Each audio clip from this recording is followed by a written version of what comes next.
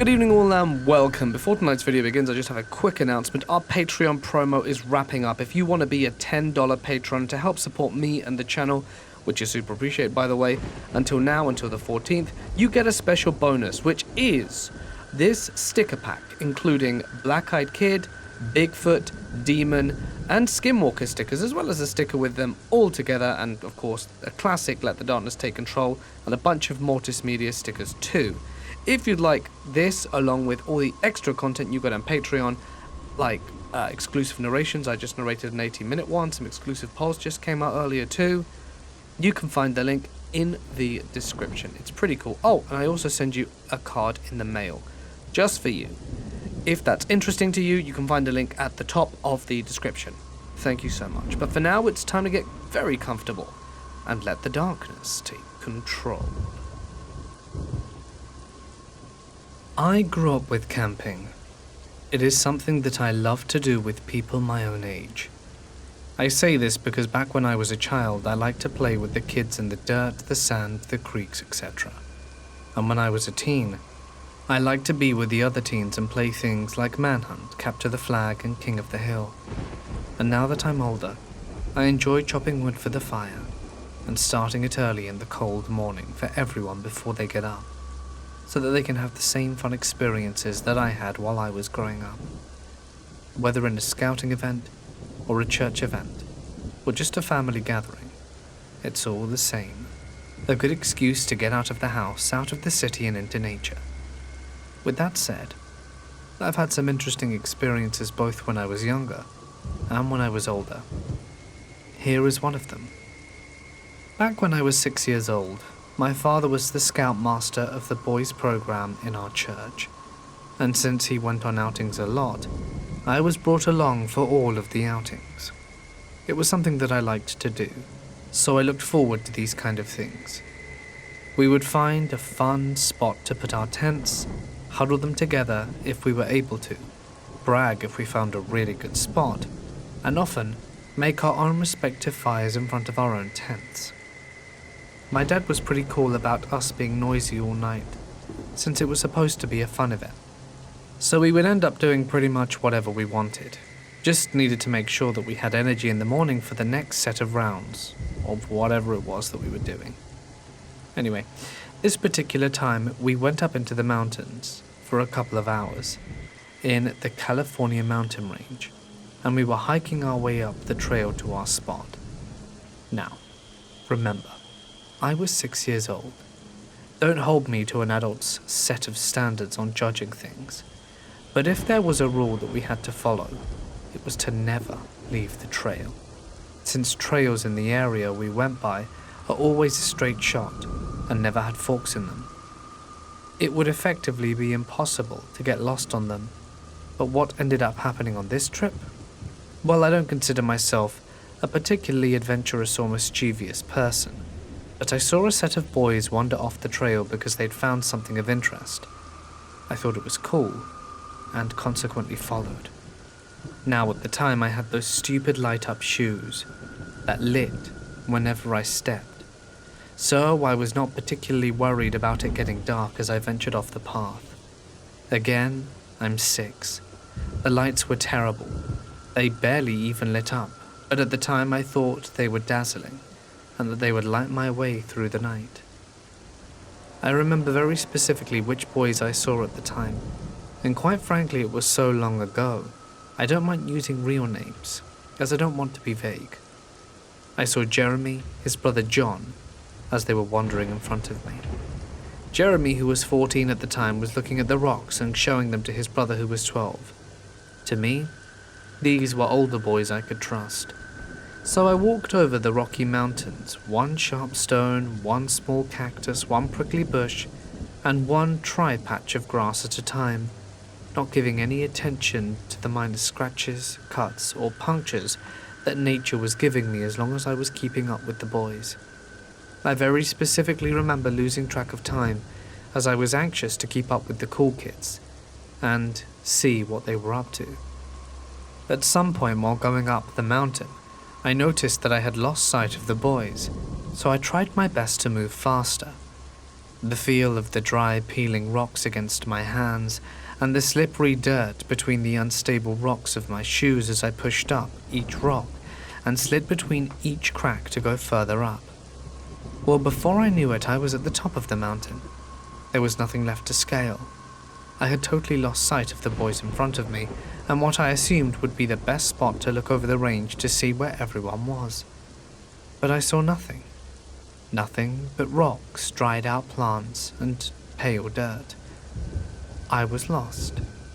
I was a lost child in the mountains. I remember feeling myself start to panic, but I tried to breathe calmly as I slid back down the mountain. I thought to myself, well, there's no way I can miss the trail if I just go back down, since I never made any turns. Well, the problem was that I started finding myself going back down some very unfamiliar valleys and crevices. Nothing that I remember traveling up through. I screamed as loudly as I could, for a very long time as well, but heard nothing in reply. I thought it was so strange that no one was hearing me because of how loud I was crying out. I remember having a thought that I would grow to be an old man still lost in the mountains, and that I would have to get really good at lighting fires and catching lizards until someone found me. How to make a rabbit trap, and how to skin it so that I could cook the meat. And if I was really lucky, perhaps learn how to catch something bigger. But I pushed those thoughts to the side, as I was not quite ready to quit just yet. Though the thought of me having to find some rocks to make a fire was pressuring me to do something, since it was starting to get dark. I saw the lights of my shoes a little brighter as I stepped on the rocks going back down. Then, I remembered seeing something. I saw a boy that strongly resembled Jeremy, but it was very clearly not Jeremy at the same time. Like I saw him, but I could tell he had Jeremy's body, but was not Jeremy inside the body. The aura the person gave off was very sinister. He was in terrible shape, thin, almost decaying, and smelled atrocious. "Little boy, why have you strayed off the path? Didn't your parents teach you to not stray off the path?" the teen boy asked. I was honest with him, and said that I was following some older boys that had strayed off, and that I was trying to catch them up, but I had lost sight of them, and was trying to make my way back. I explained to him the path that was supposed to be in front of us. At that point he put his finger to his lips, hinting that I be quiet, and he began to whisper, "Small child, do you know why I am here?" "No. Are you here to hurt me?" The question was a response out of all the horror stories we told on previous camping trips of kids getting lost in the woods, and either monsters coming out to eat us, or bad guys coming to take us to an abandoned cabin where we would be chopped up into thousands of pieces and fed to pigs. "No, I'm here to prevent you to be found by someone that does want to hurt you. However, I can't explain the gritties of how I did it, but you might remember taking a different path than you did going up the mountains, right?" "Yes," I replied. I very much remembered taking an incredibly different path than what I remembered taking when I went up originally. "Well, that is because I led you a different way. Someone here wants to take you away from your family and hurt you in ways you don't want to know about. The same man took me away a long time ago too, in these mountains, and killed me. I remember how scared I was at the time, and I don't want anyone to be hurt like I was back then."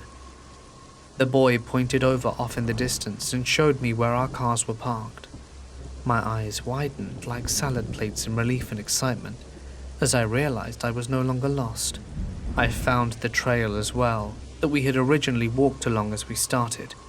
"Go to the truck, stay quiet in the bed, and hide until you hear your daddy call out for you, okay?" I replied with a simple gesture and ran off for the bed of the truck. I remember thinking to myself that it was getting cold, and since we lived in the desert, I didn't exactly dress or pack warm, but I knew that my dad knew everything about packing for camp. So I waited excitedly for him to return so that I could sit by the warm fire and sleep in the sleeping bag that I was almost certainly positive he would bring. And certainly enough, I heard footsteps running to the truck, followed by a familiar call of my name. Mitchell! I peeked out from the bed of the truck and saw my dad running to me. We had a mournful and grateful reunion. I was scared that he would be mad for me at leaving the truck, but to my 6-year-old astonished mind, he was not even the least bit mad at me. I was ready to be grounded, and that he would send me home right away, tell my mom what a bad kid I was, and whatnot. Goes to show you that Dad cared more about my well-being. But once again, remember I was a kid. I didn't understand these things. I remember how scared and worried he looked. It was a look I never remember seeing him have, ever, in my whole life. I walked back up the trail with my dad, this time not leaving the trail for $1 million, and walked right by my dad's side. I walked up to a spot I don't think I would ever have seen because of how tucked away it is. But the shimmering light of a campfire reassured me that things were just fine, and that the rest of the kids were there and were excited to see me, as they were all told that I was missing. Now fast forward several years, many years of camping behind me now, and I am on the total opposite end of the power pole, so to say. I'm now the scoutmaster, teaching the little rats how to make fires, how to do simple first aid, all the cool kid tricks here and there on how to live in the wilderness. I was talking to my dad on one of these trips, now that he's an old man, and I'm a man in his prime years. We got talking about the one time I got lost in the mountains. Apparently, I had it easy for the scare that day. All I had to do was endure a couple of hours by myself and thinking I would grow to be an old man in the mountains. Yeah, I know it sounds stupid. Any logical person would just go to the base of the mountain, find the nearest road, and ask to be taken to a gas station or something to make a call, as this was before cell phones. But remember, this was a small child's brain. My dad. Here's what happened to him in a nutshell. The rest of the story is from his perspective. Long story short, my dad was walking in front since he was the master of the group, and must have assumed I was tagging along with one of the boys, since they knew they were to look after me and out for me. Yeah, okay. That was a fallacy that was never repeated after this event, but my dad said he remembered looking back when they had made it to the camping spot and noticed that I wasn't there. Fear hit his gut, and his heart sank like the Titanic. It was getting dark, and his 6-year-old kid was missing somewhere in the mountains. He told me that he ran down the mountain trail, and he had found a note that he had not seen before just off the trail pinned to one of the prickly bushes, a note that scared him out of his mind. I see you left your kid unattended. I guess you won't want him that badly. I'll take him off you. My dad flipped out, ran down the trail completely disregarding the fact that he might trip on one of the many bumps along the way. He said he can almost imagine seeing me just playing with one of the bushes or rocks along the trail. But to his sad disappointment, my after image around each corner vanished, and he kept running. He said he was more freaked out than ever, thinking he had lost me to some creep in the mountains because of negligence on his end. He eventually made it to the point where he saw the cars were parked, and lost all hope. I was gone. Someone scratched me and made me off like a bullet. He cried out my name as he ran back to the truck, getting ready to barrel down the rickety driveway down to the mountains and call the police and get everyone the heck out of there. But what he thought was just another after image turned out to be my head as I poked up from the bed of the truck. He mentions that he didn't share about the strange note with anyone, since he figured it was just one of the boys being stupid and leaving time capsules along the path, since I had noted to him that I left the trail willingly and found my way back and waited to be found with no hint of anyone else being around. It was only logical since the mountains were extremely uninhabitable. Anyone running up and down them at match 5 trying to scratch kids, if they were even there to begin with, since it was such an intense trail to hike, was next to impossible, if not incredibly unlikely. It was much more feasible that it was just one of the kids being stupid and trying to scare everyone with a stage setup for another horror story night of, "Oh look, this was found along the very path that we hiked." Well, that was what my dad thought, until he had a dream last night when he talked with a kid that claimed he was abducted in the same mountain range. "I'm not gonna lie to you, Robert. I thought your kid was a goner. I told him to be quiet and hide in the truck to not be seen, but the guy saw him get in the bed of the truck and was about to get him.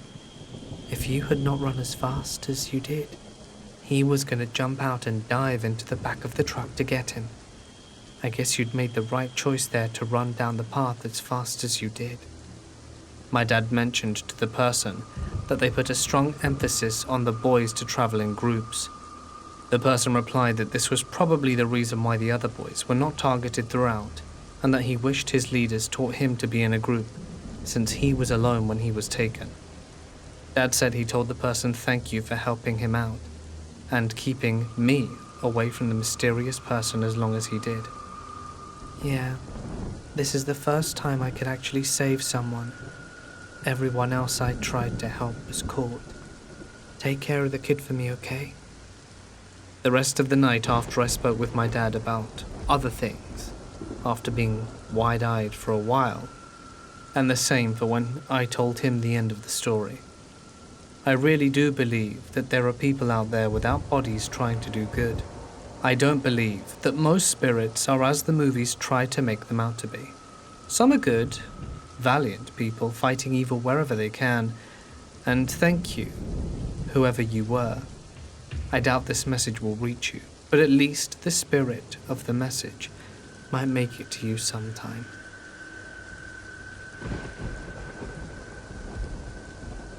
I always wanted to try the car life thing after watching so many YouTubers who live in their cars and travel around the country.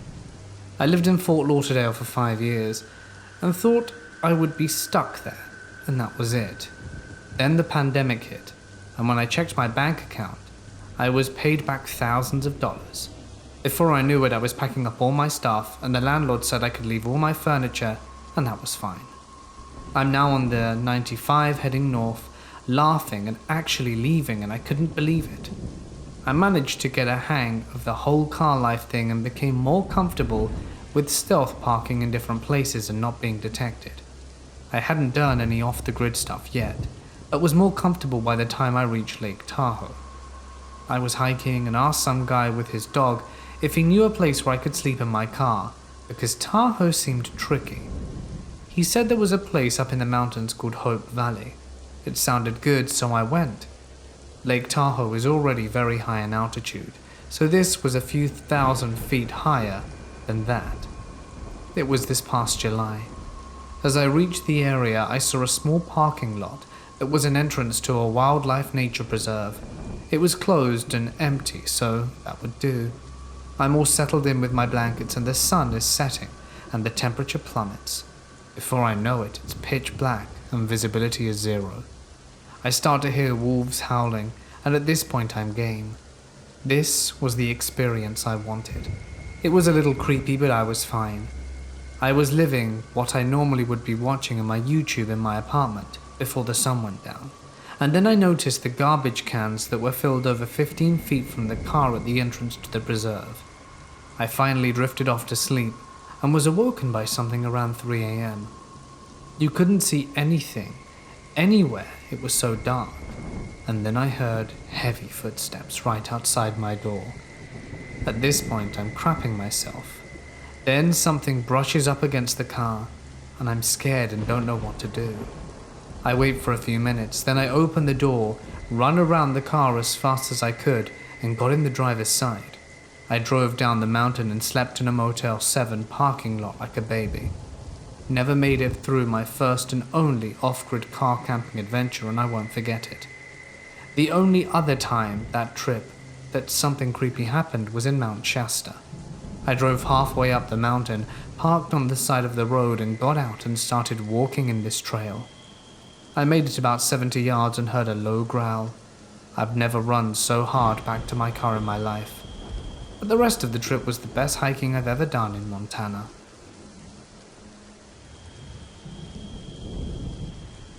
My girlfriend had invited me on a camping trip to Indian Boundary Campground with her family a few months ago. This campground is on the Cherokee National Forest near a city called Tellico Plains, Tennessee. The first few days of the trip went as expected. We hiked, made s'mores and told scary stories, but little did I know that I would be in one soon. About halfway through the trip, we decided to visit the local fish hatchery. Unfortunately, when we arrived, the gates were closed, and there were signs out saying that due to COVID, they were shut. On the same bulletin board that these signs were on, there was an oddly out of place, very unsettling picture of a fish with its face cut straight open. Yes, the face was cut straight down the middle, so all that could be seen was the skeleton of the fish. There was a text on that picture and it read, "Look." But it was in some strange font, almost creepypasta kind of font. That itself wasn't too weird. I just wrote it off as someone trying to play a prank and creep tourists out. Once we realized the hatchery was closed, we decided to change our plans for the day and head to a swimming hole that my girlfriend's grandma used as a child. We arrived to a beautiful clear creek with a rope swing attached to a tree on the bank. An old lady sat in front of the tree smoking a cigarette with a rock on her lap. As my girlfriend and I approached the creek, we greeted the old woman who seemed quite friendly, and that's when I noticed that she was using another smaller rock to etch something onto the larger rock that was on her lap. She eventually left the creek side, retreating to her camper, which was about 50 feet from the other side of the creek, and joined her husband. They both then sat outside their camper in lawn chairs facing the creek, and it seemed as though they had just watched us from a distance for a good while. I didn't think too much of it. Sure, it was creepy, but they were just some harmless old people. Then I looked at my rock that the woman had been writing on. The word "look" was carved into it, and I just about crapped myself. Nothing else strange happened throughout the rest of the trip, but to this day it still boggles my mind. I have no way of explaining these events and still haven't heard of anyone with similar experiences. But damn, the woods are creepy. I was hiking/backpacking with two friends in Montana. We were probably 5 miles from the nearest paved road and had hiked around 2 miles from the end of the dirt road.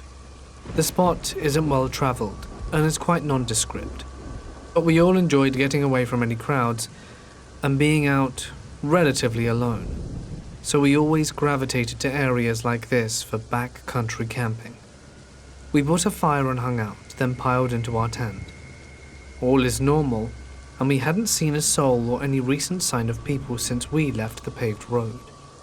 I was having some trouble sleeping, and was sort of just laying there for maybe 30 minutes, and both my buddies were passed out. That's when it got weird. I heard from my side of the tent a murmuring, which I was certain was a person making sounds underneath their breath. Didn't sound like real words, but almost like someone drunk and mumbling gibberish. My first thought was one of my buddies sleep talking, but I listened closer, and it was definitely coming from outside.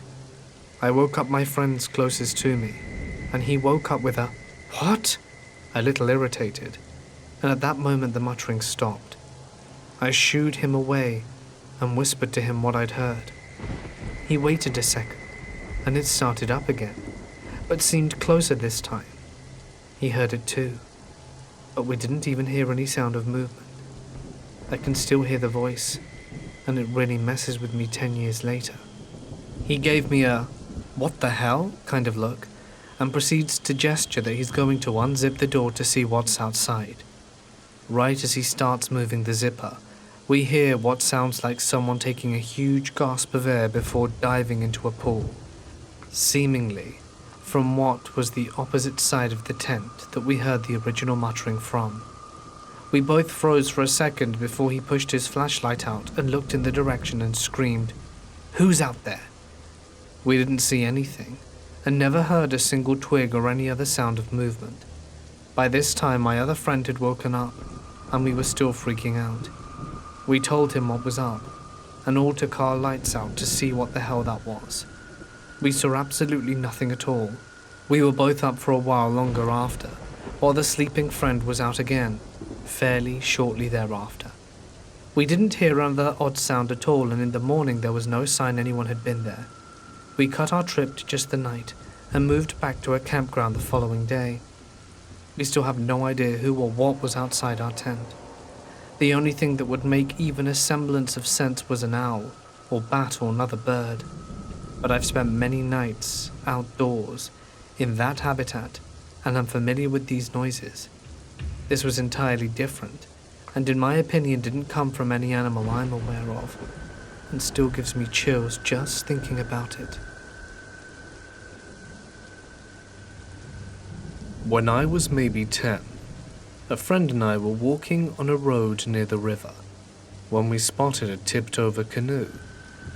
Having been in the fairly shallow river many times before, we didn't think twice about stepping in to push the canoe up and out. But just as I leveraged the ground, it seemed to disappear. I was sucked down into a pit and tumbled around like a rag doll, only to be spit back out maybe 20 feet downstream and sucked under again. This happened over and over, as my friend was running alongside to try and get a hold of me.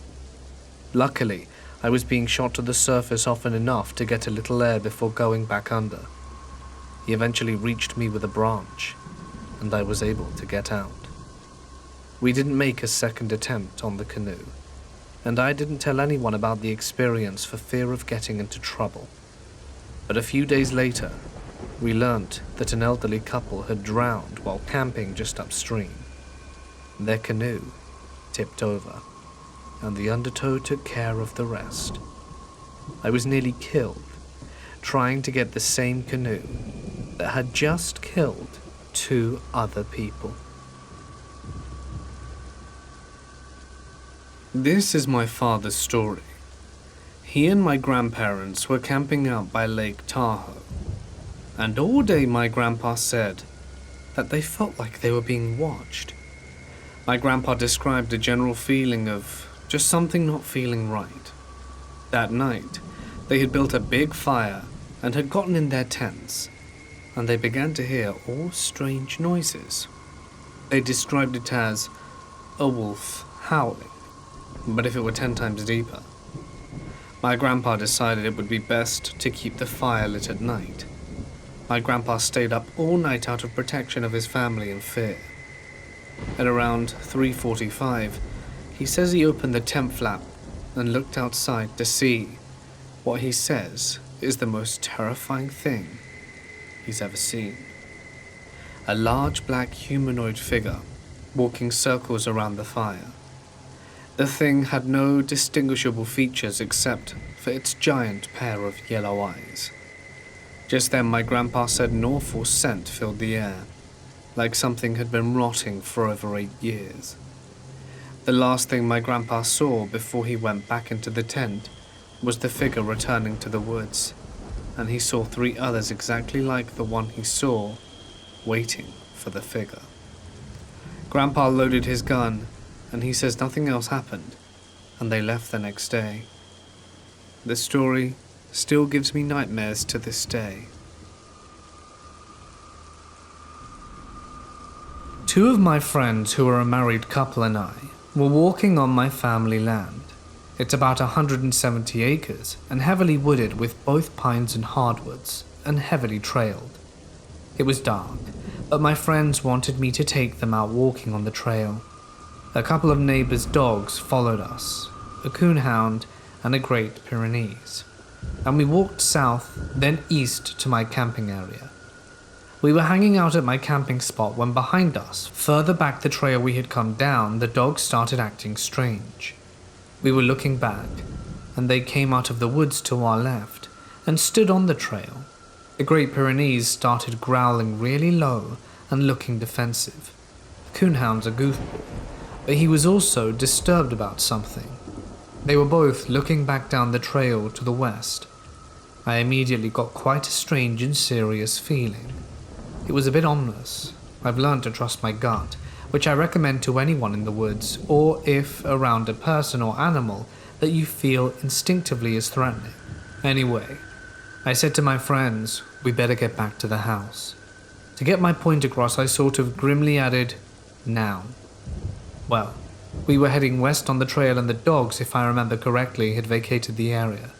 While walking, I looked back and saw my one friend, the wife, looking into the woods off the trail and stagger back a few steps, and her husband asked what was wrong. By the way, this is the area where the dogs had previously been growling at. She said, I'll tell you when I get back. I don't want to scare Derek. He's kind of spooked easy. So we get back, and I asked what she saw. She tells us that she felt she needed to look off the trail into the trees, and she saw something halfway behind a tree looking at her. We had all worn headlamps, and she said it was pale or whitish with an oval kind of shaped head, looked like it was crouching with long limbs. She's kept stressing how skinny it was, particularly the limbs. She said it had a surprised look on its face, like it didn't expect to see us there. Myself, my friends and relatives used the trails regularly, but not at night. She said the thing was bobbing back and forth in a kind of creepy way, like moving its head behind the tree, and then swaying its head and shoulders back rhythmically to look at her. She said it didn't appear to be aggressive at the moment, but looked scared. I pulled up the famous trail cam pic of the rake or whatever it is, and she got shocked and just nodded yes. However, she made it clear that it wasn't exactly the same. The next night, I was on the back porch and heard a freaky, very, very shrill scream coming from the woods. I don't know if they're related, but I've lived in this county for most of my life, and I've never heard anything like that. This is one of the multiple things that have happened around here, but this is the only one I know involving of a creature. For reference, this is North Alabama. About a year ago, I got an Alaskan Malamute puppy. I was so excited to have a dog. I wanted to go hiking with him, camping, travel. It was fall in Iowa, so it can get pretty cold for camping. So I decided to start researching cabin rentals. I had found an amazing cabin in Wisconsin on Airbnb. It was fully loaded, very secluded in the middle of the woods, which included a hot tub, internet, pool table and a great kitchen. The cabin was so beautiful, and it was pretty cheap to rent. The first time I had visited this cabin, I had a great time. It was just me and my dog. I relaxed, we went hiking, I cooked a great dinner, and I slept pretty well. I only stayed one night, just to get a quick getaway from my day off work, and after getting home I told my friend Martha about this great cabin, and she was eager to want to make a trip up there with me. We decided to go up there the night before Halloween. We took off, just Martha, my dog and myself, and that night we had a blast. We drank, cooked dinner, chilled in the hot tub, and then decided to watch scary movies since it was so close to Halloween. I was pretty drunk by then, and was standing in the kitchen when I could have sworn I saw Martha running down the basement stairs, which were right off from the kitchen where I was standing. Then I looked over into the living room and Martha was sitting on the couch, watching the movie. I was so freaked out, but again I was drunk, so I kind of blew it off. We both ended up passing out late, and nothing else exciting happened. What happened the next morning is what has made me a solid believer in the paranormal. I was always a sort of skeptic when it came to ghosts. I had some experiences that were weird, but I could somehow justify it as something else, so I always had doubt in the back of my mind.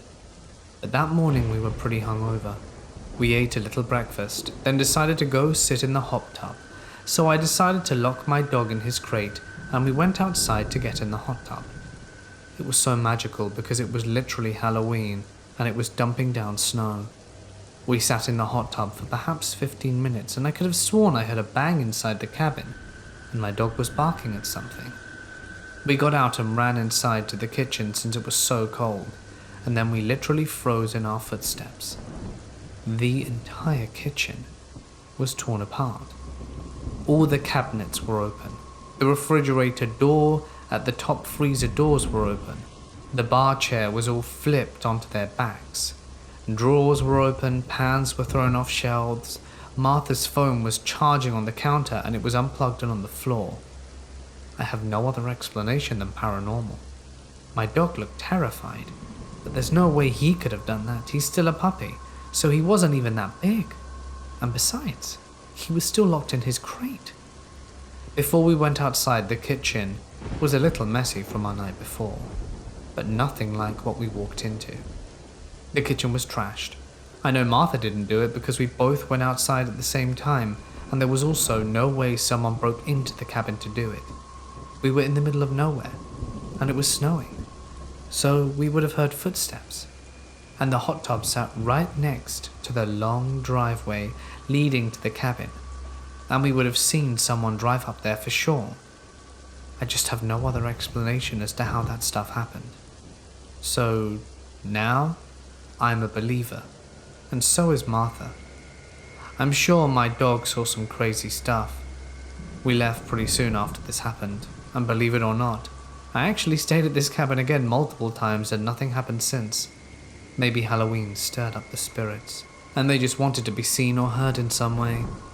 Maybe I really did see a ghost the night before. But who knows what crazy things might have happened in the cabin. It is very old, and actually bookable this summer. It's literally booked out all the way until the end of September.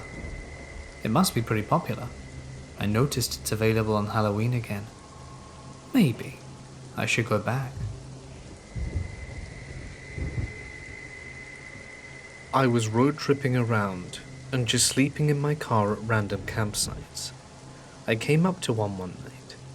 It was near a gorge that would make for an awesome sunrise walk. I settled in. I was fast asleep when the feeling of dread snuck in. I opened my eyes to a man in traditional war paint, Aboriginal Australian, staring in my window. My heart went mad, and I got the distinct feeling of anger directed at me. He didn't want me there. I can't describe how certain I was that I was trespassing and unwelcome. I can still see his face clearly as day in my mind. I heeded his advice and moved to another campsite. I returned in daylight the next day and read the history of the gorge. It was the site of a horrible massacre where the white settlers had trapped the Aboriginals inside. No wonder he didn't want me there. My grandpa had a hunting buddy in the 70s who was basically a hermit in the woods of the Pacific Northwest. He was staying with him in his cabin, deep in the Cascade Mountains during a hunting trip. No running water, no electricity, miles away from the nearest town or paved road. His cabin was built on stilts and on an incline. They had a 10-foot balcony from the base of the bottom of the stilts, with no stairs or ladder to climb up on. My grandpa claims that he knew this man for a long time, and said that he didn't have the personality to lie. I've also known my grandpa never to be one for BS.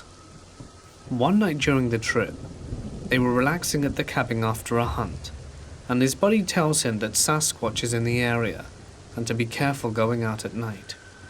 Thinking he was pulling his leg, my grandpa chuckled and didn't think too much about it. His friend then put on a very serious face and grabbed a few pieces of fruit, bread and jerky and placed them in a bowl. He took the bowl out of the balcony and set it on the edge and said, "It'll be empty by morning," and then went to bed. It was an open-floor, single-room cabin, about 300 square feet. My grandpa had a cot set up near the balcony window and was awoken in the middle of the night by rustling outside. He peeked through the windows and saw the bowl empty, and still to this day claims he saw 4 fingers resting on the edge of his balcony just before letting go. He never went hunting in that area again. I lived in an old mountain cabin from when I was 6 to shortly before my 15th birthday. That is to say, most of my childhood I lived with my mum and stepdad, and at any given time, we had pets. For most of the time I lived there, we had a Rottweiler named Kayla. She's important to the events that happened here. So things started happening around when we moved in. The cabin is built in the side of an incline, so there's sort of a bridge from the back of the top floor of the house that you can use to get outside. This bridge is connected to what was my first bedroom there by a small balcony and a sliding glass door that didn't have a curtain. So at night, it was just this incredibly dark scene outside the door, which would scare any kid my age. Eventually, a few years later, my mum reorganized the house and put me in the downstairs bedroom. It was warmer, being closer to the fireplace, and that move was a birthday present from my parents. This was my room for most of the time I lived there, and the room I had when my family got our dog, Kayla. My parents would leave me alone at times to go shopping or run errands, leaving me alone until 8 or 9 p.m. on my own. I didn't mind this at first, but then I eventually started to experience things when I was alone that left me afraid to be there on my own. I would hear a male and female voice calling or whispering my name, knocking, rustling, footsteps and the like. Kayla would also suddenly start growling or barking at absolutely nothing. Note that we lived in a small mountain town, so there weren't many cars or pedestrians that went by, especially not after dark. I began to keep Kayla close, feeling that we were safer together. Eventually my mum moved me back upstairs, this time to the front room, which had its own small balcony. Around this time, when I was 12 or 13, is when the activity became much more intense. I remember sitting in my room around sunset, reading a book of ghost stories, no less, a book that I still own, and suddenly hearing a man call my name very loudly. I was surprised, of course, and went downstairs to ask my parents if they had called me. They said they hadn't, so I told my mum what had happened, which she didn't have an explanation for. During the summer, I would camp outside near our house on my own. I can recall an instance where I had brought my DS out to my campsite with me, and after playing for late into the night and leaving my lantern on, I fell asleep with my sleeping bag only pulled up to around my waist, right before I drifted off. I felt a warm wind blow through my tent and woke up in the morning completely tucked in, as if my mother had come to check on me, which my mum denied doing, and she probably went to sleep before me anyhow, and my lantern was off. At first I thought that I had left it on and the bulb burnt out, but I was able to turn it on just fine. Back in my new upstairs room, whenever I came down the stairs, I would have a clear view down the hall to the sliding glass door I mentioned previous. Usually nothing noticeable was out there, but I always got a bad feeling about the area. One night around dusk, my parents called me down for dinner, and as I'm heading down the stairs, I see a glimpse of a woman in a big black dress pressing her hand against the glass. The main thing that scared me about her, she didn't have a face. It was just a skull. That evening terrified me to the point that I started having Kayla sleep in my room with me. At night I would hear whispering and footsteps that sounded like someone pacing and muttering in the living room right beneath my bedroom. My mum told me she heard it too, being in the downstairs bedroom next to a hallway leading right to that living room. One night shortly before I left the house, for other reasons, not the activity, I had left the curtain covering the glass door that led to my balcony open so that I could see the moon and stars. I woke to the sound of Kayla growling and looked outside to see a transparent form on the balcony, kind of reminiscent of that famous photograph of the brown lady, but instead it was hooded. It looked like the same entity that I had seen out the back door. That was my last major encounter before moving out, but the whispering and the footsteps from the downstairs persisted for the remainder of my time there. To this day, my mum and I agree that the house was haunted. My stepdad, however, is more of a skeptic, and denies it. I also want to add that right after I moved in, that being opened the closet in my first upstairs bedroom, and finding what appeared to be the naked, shuddering form of a woman in the fetal position, caused me, as a 6-year-old, to slam the closet shut and never open it again for as long as I lived there. Summer of 2013. I'm 21 and just finished my junior year in college. It's the second week of August, and a group of my friends and I go on an 8-day camping trip. There are 7 of us in total, 4 guys, 3 girls.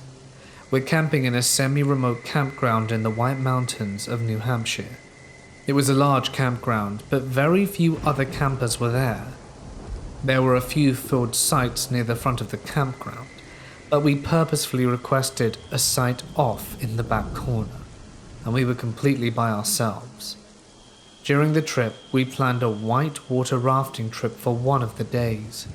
We were hiking Mount Washington towards the end of the trip, and thought maybe we'd do 1 to 2 other small hikes, with 1 to 2 days of just chilling by the lakes at the campground. We also planned on doing plenty of drinking during the evening. The first few days of the trip are fantastic. White water rafting was a blast. Everything is going great. So it's the evening of our 3rd day. We have a roaring fire going and we're all just hanging out at the campsite, drinking and messing around. It was around 9:30 when a disheveled looking man walks past our site. His clothes are kind of torn/worn out, with messy tangled hair, and he looks maybe in his mid-40s. This isn't weird though. We all just think it's another camper doing a late evening stroll around the campground. About an hour and a half later, we see this same man walk past our site in the same direction. This time he's walking slower, almost with a bit of a limp. We're all pretty drunk at this point. I think one of us might have yelled something out at him, but he just ignored us and kept walking. Hardly strange, but still it's probably just someone who wanted to take a long walk. We wrap it up for the night at around 1:30 to 2. The fire is dying down and we head back to our tent. I usually love sleeping while camping. I find it extremely peaceful, but for some reason I was having trouble sleeping this night. I get up to take a leak in the woods, and when I do I see a faint light maybe 50 to 70 yards ahead of me in the woods. It looks like a dim flashlight or something similar, and I decided I wanted to investigate. I go back to the tent, and one of my other buddies is still awake, so I tell him about it. We get up to investigate, and when we do, the light is no longer on. Feeling a little unnerved, I shine my flashlight around the woods a bit, but don't see anything, so decide maybe my eyes were playing a trick on me before I headed back to bed. Sometime later that night, I wake up to a terrifying scream. It was Sarah, one of the girls we were camping with. I jump out of my tent as quickly as possible and nearly run into her as she was running back into our site. She's still screaming. She screams that there was a man standing in the middle of the woods. Now our whole party is awake and freaking the hell out. I try to calm Sarah down enough just to get her to explain what happened.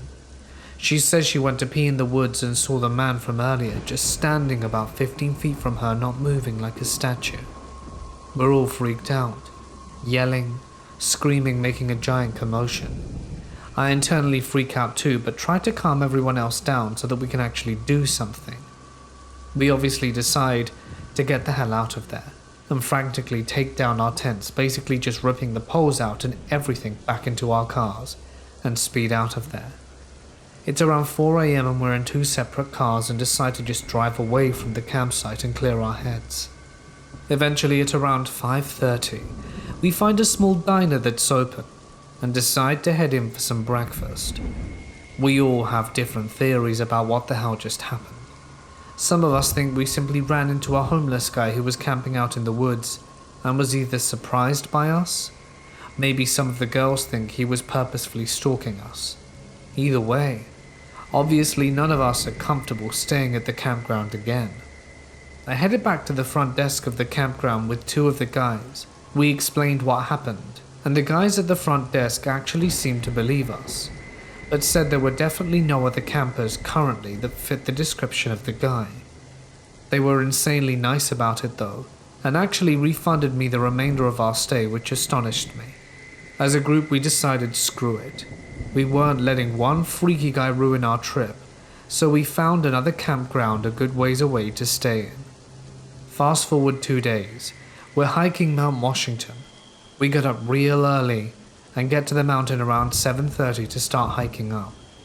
We're a little over halfway up the mountain when we see the very same guy hiking down, though this time he looks much better.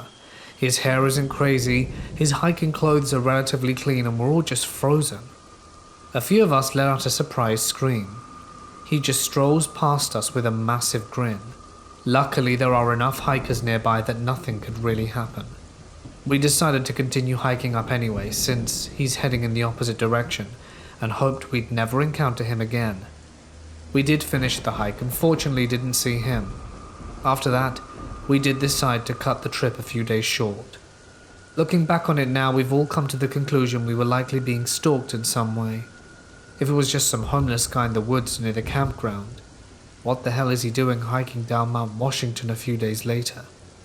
It's a pretty unnerving and bizarre experience for sure.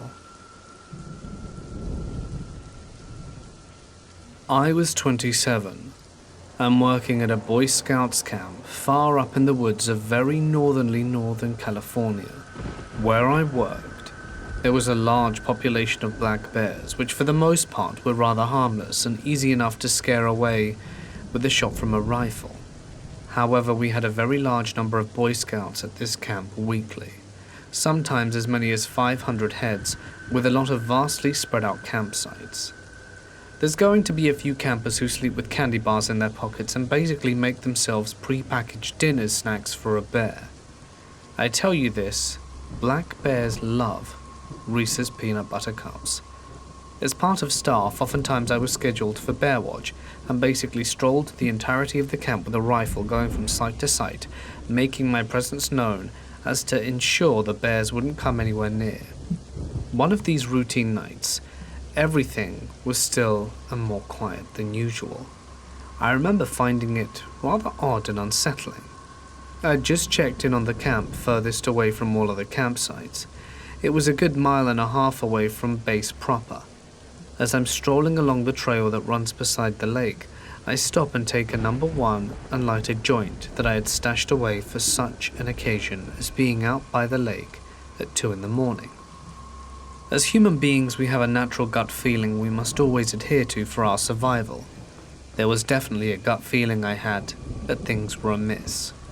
Not only was it unusually still and quiet, but I couldn't shake the feeling that I was being watched, and that I was most certainly not alone. I nervously took a few puffs from my J, and then put it out. Now, being more aware of the unnerving sense in the air, I've been face to face with a bear. I've been stalked by a mountain lion. I've slept a little too close to a den of coyotes late in the night, but this was different.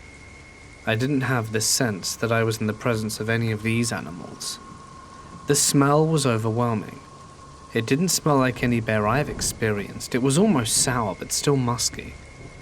I'll never forget the smell. It's truly hard to accurately describe. And as I reached for my flashlight, before considering readying my rifle, a massive boom hit the ground, falling from the trees above me, and nearly knocking me to my ass from the sheer force of it. I reached for my flashlight that had fallen to the ground as I heard something large and massive run away into the tree line, up into the hill above. Immediately I considered it was probably the biggest bear I'd ever come across, and black bears can be spooked easily, so at first I considered myself lucky. But as I lay there hyperventilating, shaking and quaking in my boots, I started to consider the sound of the beast running away. It didn't sound like the stride of a black bear in a flight. It sounded bipedal, it almost sounded human. I braced myself, stood up and readied my rifle, released the safety and shot upwards into the air toward the lake. It woke up many campers and the scoutmasters alike. I stood there for a good 10 minutes alone before a camp leader came, as well as other staff, towards me. During that time I had my flashlight out and was inspecting the scene. Whatever had dropped from the branch above fell from possibly 20 feet and in its wake had torn off the branches in the hill line that stood 13 feet from the ground, and some smaller trees were bent almost all the way into the ground. I have never seen a bear do that, that's for sure. By the time some of the staff and some concerned campers arrived, everyone was stumped. Most campers, to comfort themselves, insisted it was just a bear. But I do know this. No bear running on all fours stands 13 feet tall, and no bear can run on 2 feet for 12 yards uphill on 2 legs. They just can't do that. We're all thinking it, so I'll say it. I think I encountered a Sasquatch that night. If not, I really don't know what it was, but I'm glad it was running away from me and not at me. Because whatever that thing was, beast or man, it was gargantuan, and I would not have stood a chance had it decided to confront me. This happened around 2 years ago while riding quads with my boyfriend. It wasn't too late at night, perhaps around 10 p.m. We were camping at our campground where we have a small trailer surrounded by other camps. In the summer it's full of kids running around and adults on golf carts, but it was late December and we were one of the few people who go up in the winter since it gets cold and they shut the water off. The woods are a decent bit away from the actual campground. It gets pretty quiet out there, and something about the snow just makes everything quieter. I've always felt slightly uncomfortable in the woods at night. My boyfriend told me I was just a paranoid person, and I chalked it up to me reading too much creepypasta as a kid.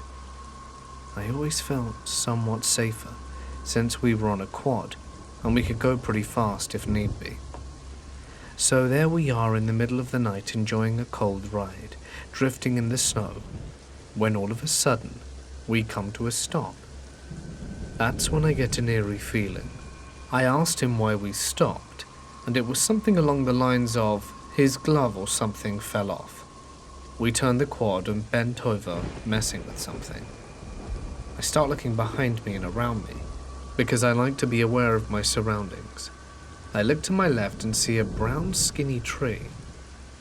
I mistake it as something else, but I look to the right of this scary tree and see something even taller and pale looking. I immediately avert my attention from it, being totally freaked out. I find the courage to look back, and it seems closer.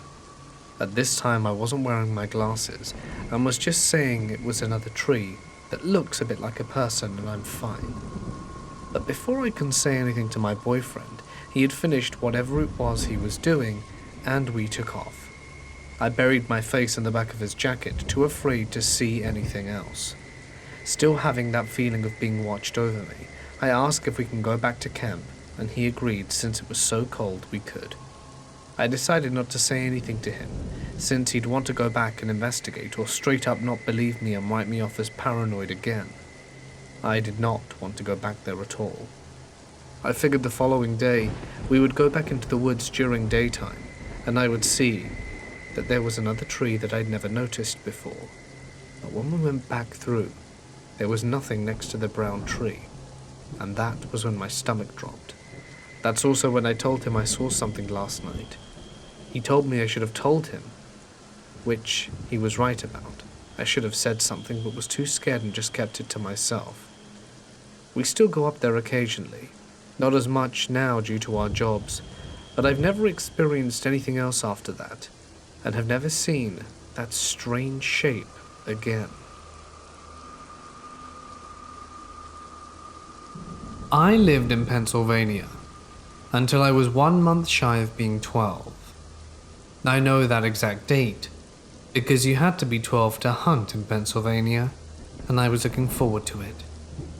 We moved to Florida, and I get to hunt down here too, so that's okay. I had a few good friends that lived right down the street from me. We lived right out in the country. My address was literally 1692/2 Stanley Road, middle of nowhere. So we'd hang out at my buddy's place, or we'd go up this hill for about half a mile until we reached the burn pile and cabin at the top. It was a really basic cabin. Outhouse, no lights, nothing. We'd hang out there and use it as a fort for Nerf battles, manhunt, CTF, whatever. Well, one night my friend invited a few of his friends/cousins up to the cabin so we could roast marshmallows and play manhunt. There was something like 13 of us to start, but the numbers slowly went down to 10 by nightfall, so we played manhunt 5v5 in the dark. Around 11 p.m, we were in the middle of a game, and 2 of my friends had hung back with me because we were the fast ones. We realized that there were only 3 of us left on our team, and that we hadn't captured anyone from theirs. We tried to make a jailbreak and lost my friend, Francis. It was just myself and Lewis. Lewis and I were 100 yards from the other team, and they had 3 out of our 5 players now in their jail. They began to press our sides more to mess with us, until one of them told us that we were cheating. Lewis and I looked at each other, unable to figure out why. Our side had about a quarter of it covered, heavily in trees. The other side was about the same, with both wooded areas near the back of the sides. At one point when we were chasing someone off our side, I saw Lewis and I run in the same direction and someone on the other side of Lewis. I quickly cut behind Lewis and intended to surprise the other person and nab them on our side, as I was probably the fastest person there and didn't want to be on the team to capture no one. Once I emerged from behind Lewis's trajectory, we were both running, and I saw absolutely no one. Nothing. No trees, no scarecrows, absolutely nothing that I could have mistaken for a person. I surmised that there had to have been someone from the other team, hiding behind our lines, waiting for us to cross over and then tag us there. Well, the game ended up dwindling down to just us 2 left, and the other side with 4. We capped one person and then all parties were exhausted. I asked the other team, mostly Lewis's cousin, who was behind the line waiting to cap us, but no one claimed responsibility, and I figured it was someone trying to mess with us. Back at the cabin, we started cooking hot dogs and marshmallows over a fire. We were about 10 to 13-ish, with one person being maybe 15, that being the older cousin. So we're all drinking soda and not beer. Note, if this had been beer and I'd have been older, I'd have just chalked this part up to booze. All 10 of us are around the fire when we saw someone coming up the hill. It's hard to see outside in the dark when you've been staring at a fire for a while, but at least 4 of us had seen this person, so we figured it was one of the people who left coming back or someone new. After about a half hour, no one came up. We went and looked but found no one. Being the intelligent young kids we were, we decided to investigate further. It's summer, after midnight, and we're all out playing with fire and flashlights looking for a mystery person. Yeah, we're not honor students. We went to the path that led down the hill and could clearly see my friend's house in the distance. They left the outside light on for the dogs, you see, but there was no one in between. Someone was trying to mess with the group, so they ran into the woods and came out directly on top of us, scaring the crap out of everyone. After we all changed our pants and regrouped, we headed back to the cabin only to see someone on the very far side of the clearing. There were 3 of us with flashlights, and all of us attempted to illuminate the person, but we were too far away to get a good look. And as soon as we lit them up, she or he vanished into the woods. Okay then, now a few of us are freaking out. 6 people decide to go down to my friend's house to spend the rest of the night, where the axe murderer from hell won't be able to get them. Since they have 6, and the 4 of us who decided to rough it are only 4, the larger group got the flashlights. I was the only one left with 1. We decided to figure out who this was. Lewis had an uncle who was only 10 years older than him, and we figured that it was just him messing with us. We knew his place was less than a mile from where we were, as there was a big extended family that owned much of this land. Lewis, Francis, and one of Lewis's cousins called Charlie and myself began to walk across the clearing. Once we were about 40 feet from the edge of the woods, we could hear someone moving around in the bush, not stomping or anything, but very carefully moving through the fallen sticks and underbrush, trying to make as little noise as possible. We figured it was Lewis's uncle, Uncle Josh. So we split up again and 2 people waited in the clearing, Francis and Lewis's cousin, and myself and Lewis went into the woods to try and flush out Uncle Josh. We figured Francis and Charlie could see okay into the clearing, and to be honest, they actually could. Lewis and I eventually were about 50 feet into the woods, further than we thought we needed to go, when we heard this low rumble noise. This is one of those times where I regretted acting so macho. Lewis and I looked at each other to make sure that it was neither of us rumbling, and basically just stopped dead in our tracks. I shined the flashlight up in the direction of the noise, directly away from the clearing and the fire, and couldn't see anything. There was nothing there. It was to this day one of the most eerie noises I've ever heard, like a Halloween decoration would have made, but real. We stayed 50 feet into the woods, never venturing much further, and searched the general area, but never found anything. After a half hour, and it's now past 2 a.m., we heard a noise just at the edge of the clearing, and both of us turned around. I had expected it to be Francis and Charlie coming to figure out what the hell was taking us so long, but instead, I see one person basically hiding halfway behind a tree looking at us. I've never not wanted to shine my flashlight on something before that moment. If it was dark, I wanted to see what it was. But in the distance, well past the shadowy character, I could see Francis and Charlie milling around the fire. I had this awful feeling that there was no way Uncle Josh was being this creepy. I didn't want to see who it was, and I really wanted to get away from them. I mean, the hair on the back of my neck stood on end.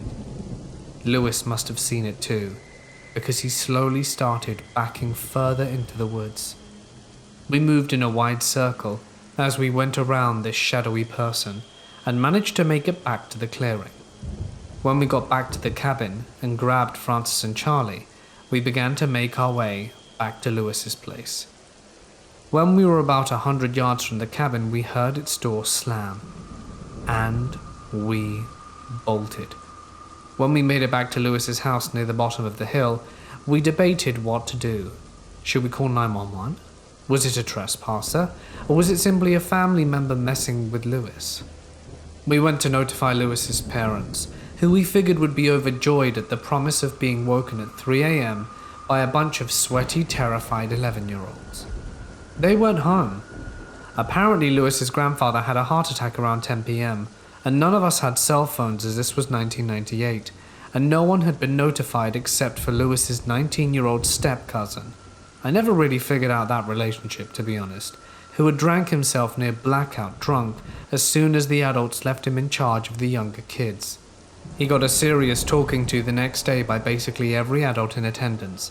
That meant that Uncle Josh and basically every other member of Lewis's family who could have been messing with us were all at the local hospital with the patriarch of the family who'd had a mild coronary.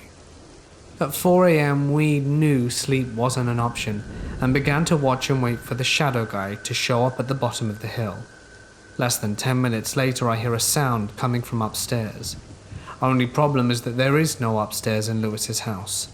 There's something or someone on the roof. Lewis grabs a pellet gun, because that's going to be super effective, and we go outside because, you know, we're smart and stuff. We shine every flashlight straight up at the roof and see a completely black silhouette jump off the far side of the house in a mad sprint. The way Lewis's roof was shaped, the part he jumped off was over 25 feet high, and there was a huge vaulted ceiling in the back room of the house, and the roof was even taller to accommodate for the attic. We watched it run from the hill and towards the creek, 10 feet wide and maybe 2 feet deep, and we followed it until we realized how much faster it was than us. Once it reached the edge of the creek, it stopped and looked back at us. This rumbling thing came back, and it jumped the creek, and we lost it. The next day we told Lewis's parents and they informed us that the cabin was being torn down. A cow had been killed and dismembered in the cabin earlier that morning, presumably after we left. It could have been a panther, as cows weren't uncommon in that part of the property but tended to avoid people. It could have been a bear, but hell, we never went back up that hill at night. We never saw that thing again. It might not seem like much, but to 11-year-old me, I had a new face for fear. Camping in New Mexico in a state park, somewhere outside of Roswell. My now ex-husband and I took a road trip out to Arizona for our honeymoon. We had plans to stop in Roswell on the way back home and decided to camp at a site about half an hour outside of town. We pull up to the campsite about 1 a.m. and as we're filling out the camp registration, another car pulls up. I watch a little closer, as I was in the car waiting and see my ex greet the two other men. They chatted, he gets back in the car and tells me they were nice enough, and I noticed they had a dog in the car with them. We proceed to drive around the campsite in the dark, looking for a spot to pitch our tent. There were a lot of campers taking up spaces, and it was difficult to discern where we were allowed to set up, but eventually we settled on an area with only one other tent nearby. The other two guys drove off and had chosen a spot that looked to be more crowded, but we couldn't see them anymore from our sight. We groggily throw up our tent and crawl inside. As we're trying to sleep, we hear this strange repetitive noise, sort of like a croak. We lay awake and eventually start whispering to each other about the noise. We're freaked out because we can hear whatever it is moving, but we can't quite figure out what it could be. Then we hear snarling. I quickly looked at my ex and we quiet down to listen closer. It sounds like there is a serious animal fight of some sort going on elsewhere in the site. There's snarling, growling, and then a loud yelp. Then we hear voices. First, there's a wail, like a nightmare level. Then men begin yelling at each other. Then we could hardly hear, but certainly nothing friendly is being said. Then commence more crying and wailing. My ex and I look at each other, and in our heads we think someone is being attacked by an animal. My ex has a carry permit and therefore had his gun. I grabbed his arm and said, "We should make sure those people are okay." We hop in the car, adrenaline pumping, and start looking for where the noise is coming from, and we eventually see lights from a camper and a car. The car belonged to the two guys from earlier. As we pulled up, one guy is sitting in the car with the dog, the other one is frantically tearing down their tent. A man walks across the path of our car headlights and is carrying a dead dog. I can hear a woman crying somewhere. My ex rolls up to the guy in the car who's obviously visibly shaking and asks if they're okay. The guy can't even get a real answer out. I notice the guy carrying the dead dog turning his attention back to the two guys, and I elbow my ex hard. Time to go. We get back to our site and get out of the car just in time to see a car flying down the road out of the campsite. It was the two guys and their dog hightailing it. About 3 minutes later, a truck comes flying down the road going in the same direction. We realize it was the guy from the camper/owner of the dead dog, and we decide that we want nothing to do with whatever is about to go down, so we stuff our tent into the car and the sleeping bags still inside and tent poles still together and drive to Walmart in Roswell. Roswell, New Mexico at night is a whole other thing in itself, but needless to say we didn't really sleep that night. We pieced together that most likely we heard a dog fight that ended with the smaller dog dead and the owner extremely angry. The weird croaking noise was probably a bird, but still, who even knows? When I was 14, a friend and I would go fishing just about every day of summer. We would walk about an hour to an hour and a half through the woods and over bogs to a series of rivers that we called the Steadies. They flowed into a very large lake. The last trip there, we were walking along one of the rivers. The rivers are narrow, maybe 5 feet across. At 14, very easy to jump across from side to side. We stumbled up on a large pile of animal bones and kinda got worried but assumed perhaps a hunter had quartered their game in there. We walked to the edge of the bank, and right in the center of the river, clear as day, was a large footprint. Barefoot, distinguishable toes. But just one, the left. It was big, even more so magnified by the water. I called to my friends and looked, but as I said his name I heard a loud rumble, and the trees shaking on the other side. I looked at my friends, but all I saw was the dust he was kicking up from running away, to which I promptly followed. We never went back. We told people, but no one believed us. A few winters ago, some friends and I went on a road trip in West Virginia. We decided to camp on top of Hawksbill Mountain, even though the shelter there is off limits for overnight campers. They even cemented the fireplace to discourage people. The night started off well enough, and the stars made for some decent long exposures. Eventually, the wind and cold made us all head back to the shelter to get ready to sleep. I don't remember if we were still awake or awoken by the noise. The noise was like nothing I had ever heard before, and have a hard time describing since it's been so long. The best comparison I can think of is Native American throat singing or didgeridoo mixed with some sort of beat like drums. It was very rhythmic and very terrifying. If you've ever been to the top of Hawksbill, you know there is a semi-large cliff directly in front of the shelter, and behind is all trees. The noise was coming from over the cliff, seemingly in the valley, where no hikers would be, and regardless it was past midnight and pitch black. It's hard to explain, but the noise was terrifying. It was haunting, and really chilled your bones. Half the group wanted to leave everything behind and sprint the maybe 1 mile trail back to the car. The other half didn't want to leave, and I think we were all too scared to move.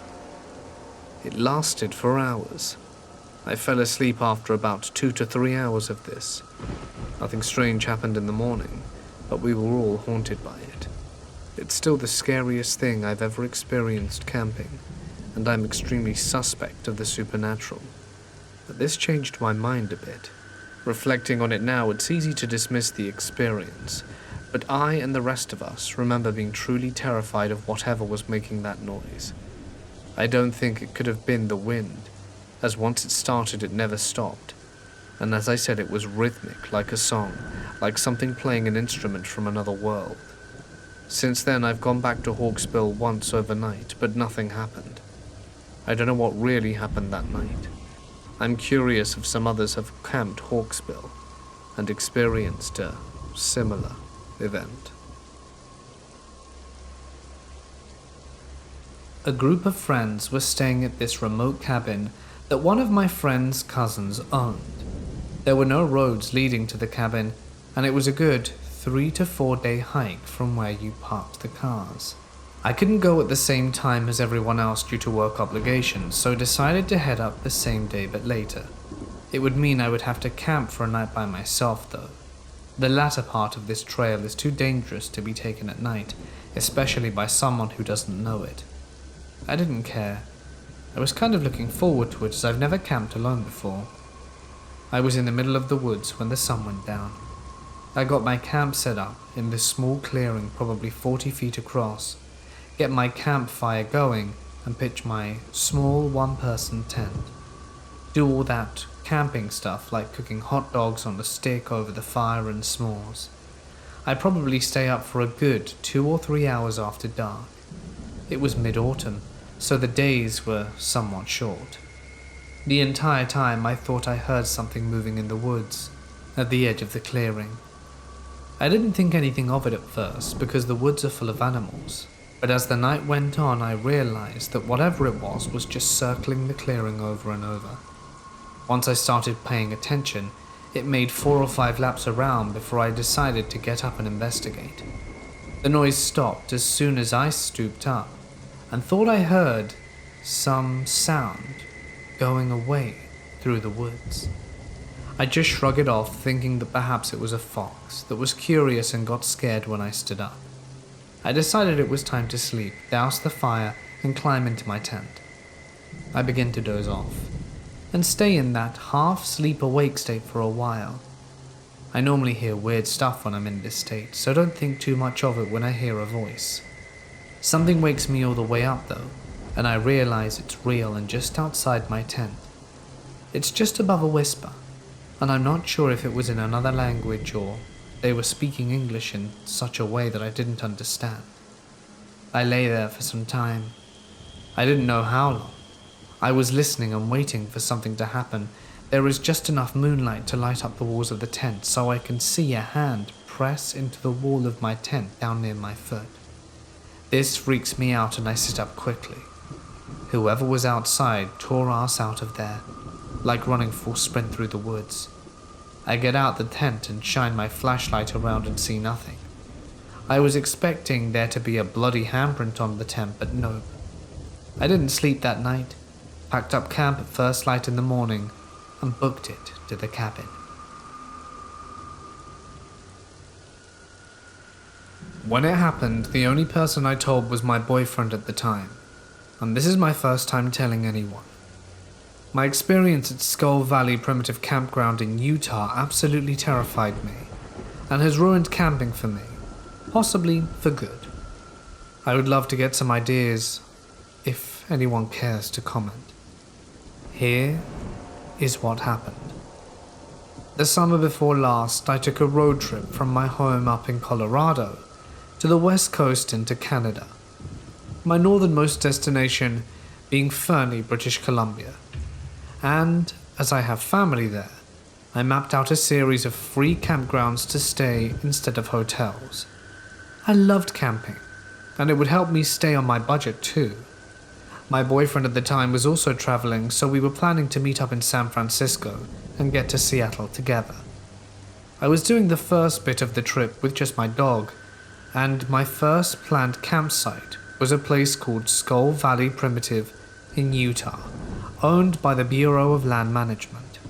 I found the site easily.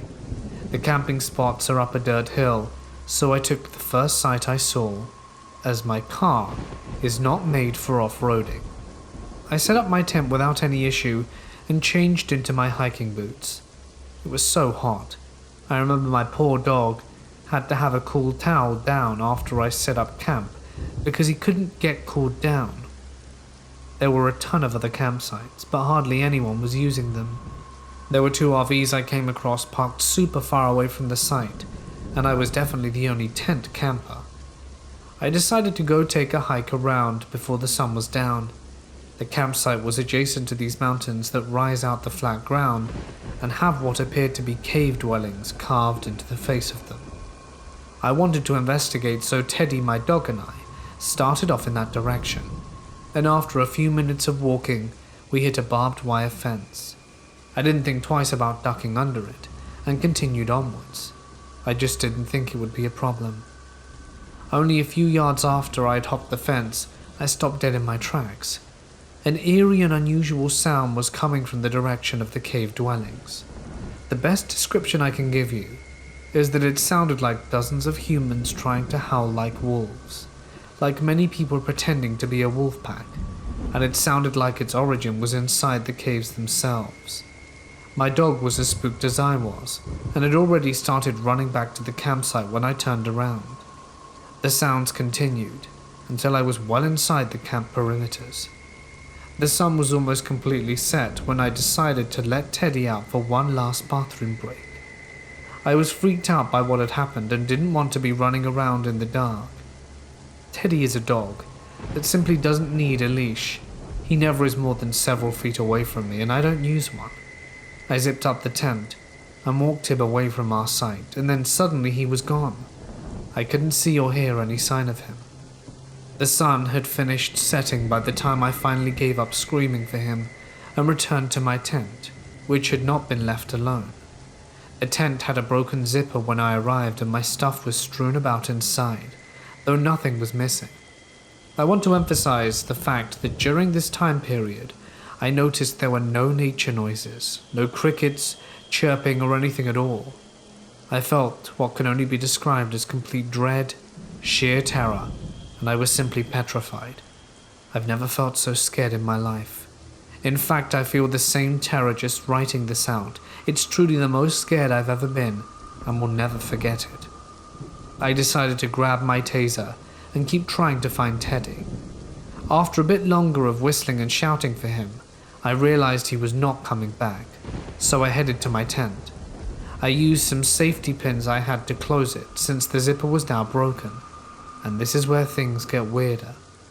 As I lie there, trying not to totally freak out, something started to violently shake my tent from multiple angles. I could feel it/them brushing against my feet sometimes, and the shaking was relentless. At some point several hours later, I heard my dog outside the tent and peeked out. It was him. I quickly unpinned the door and he came in. His behavior was definitely off, and he reacted to the constant shaking of our tent even more so than I did. Neither of us slept that night, and as soon as morning came we were gone. I called my now ex-boyfriend on the drive out and recounted exactly what had happened.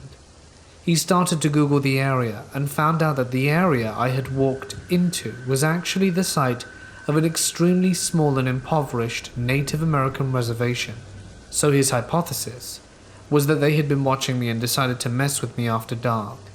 I can believe that to some extent. It's somewhat plausible, I guess, but I doubt it. Anyway, that's my story. It was the first and last time I camped by myself during the trip, and sadly have not returned to solo camping since. I've told this story before, but it's worth repeating.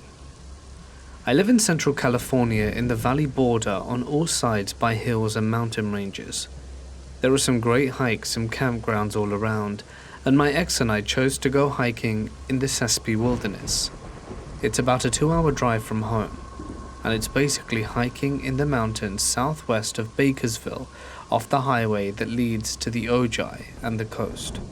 Gorgeous country, very remote, no cell service.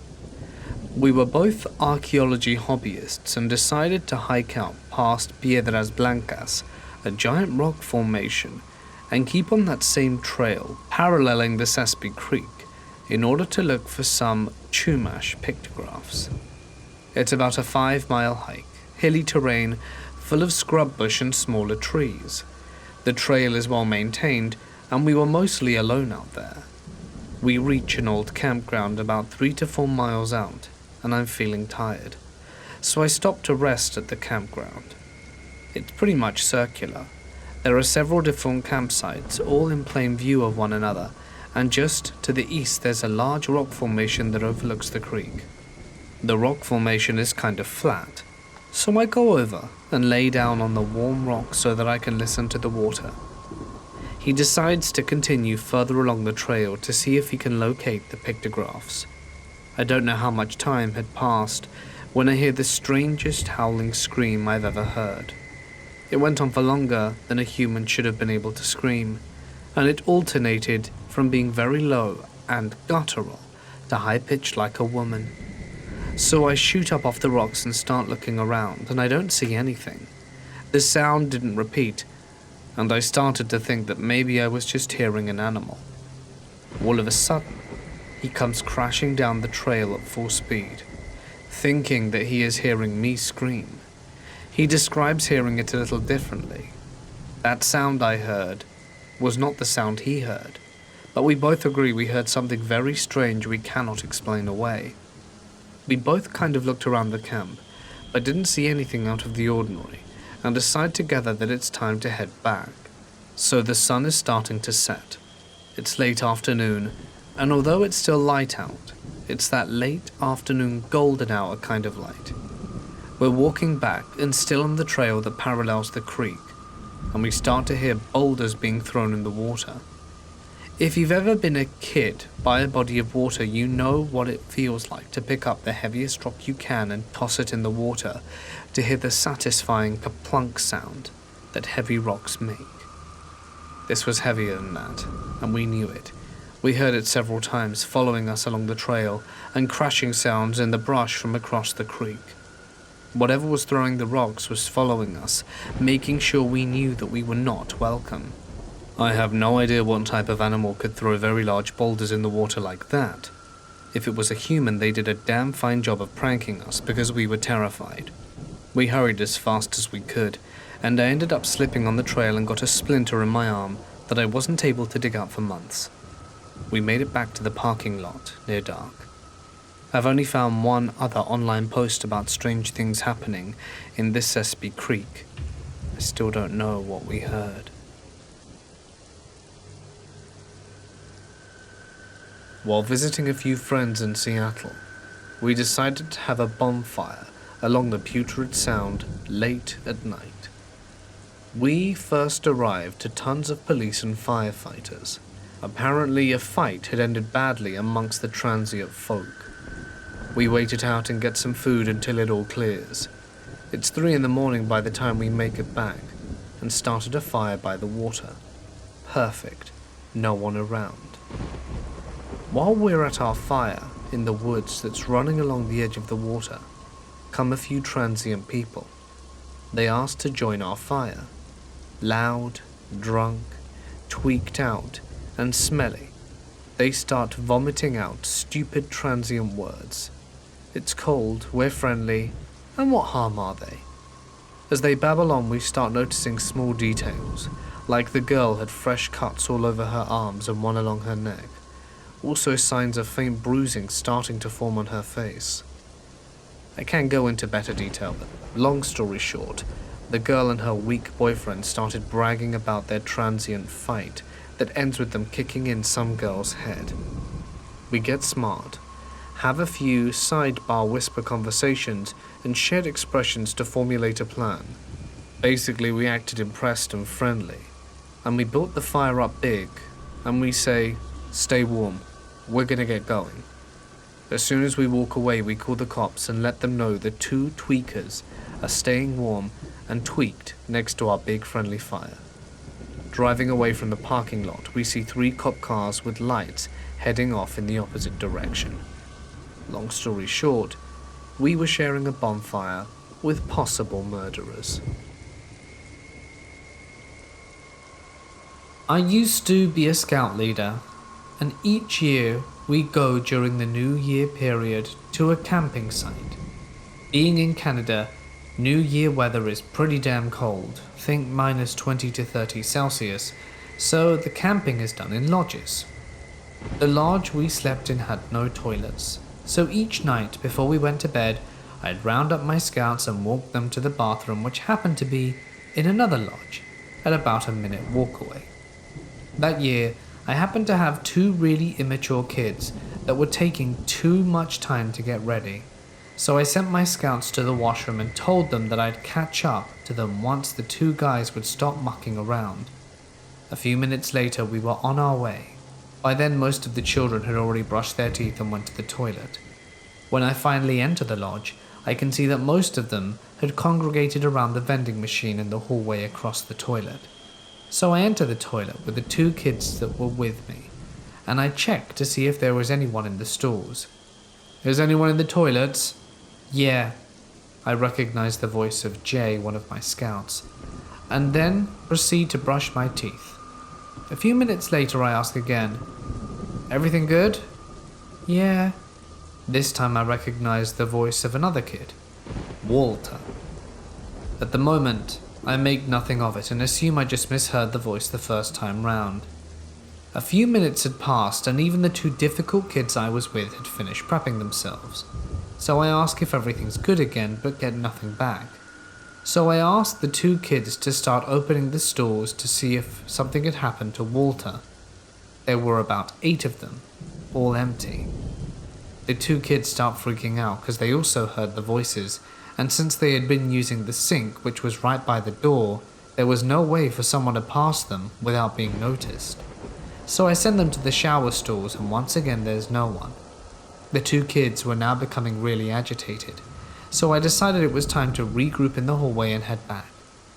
Back in the hallway I see both of the kids who we thought we heard, who denied having entered the washroom after I came in.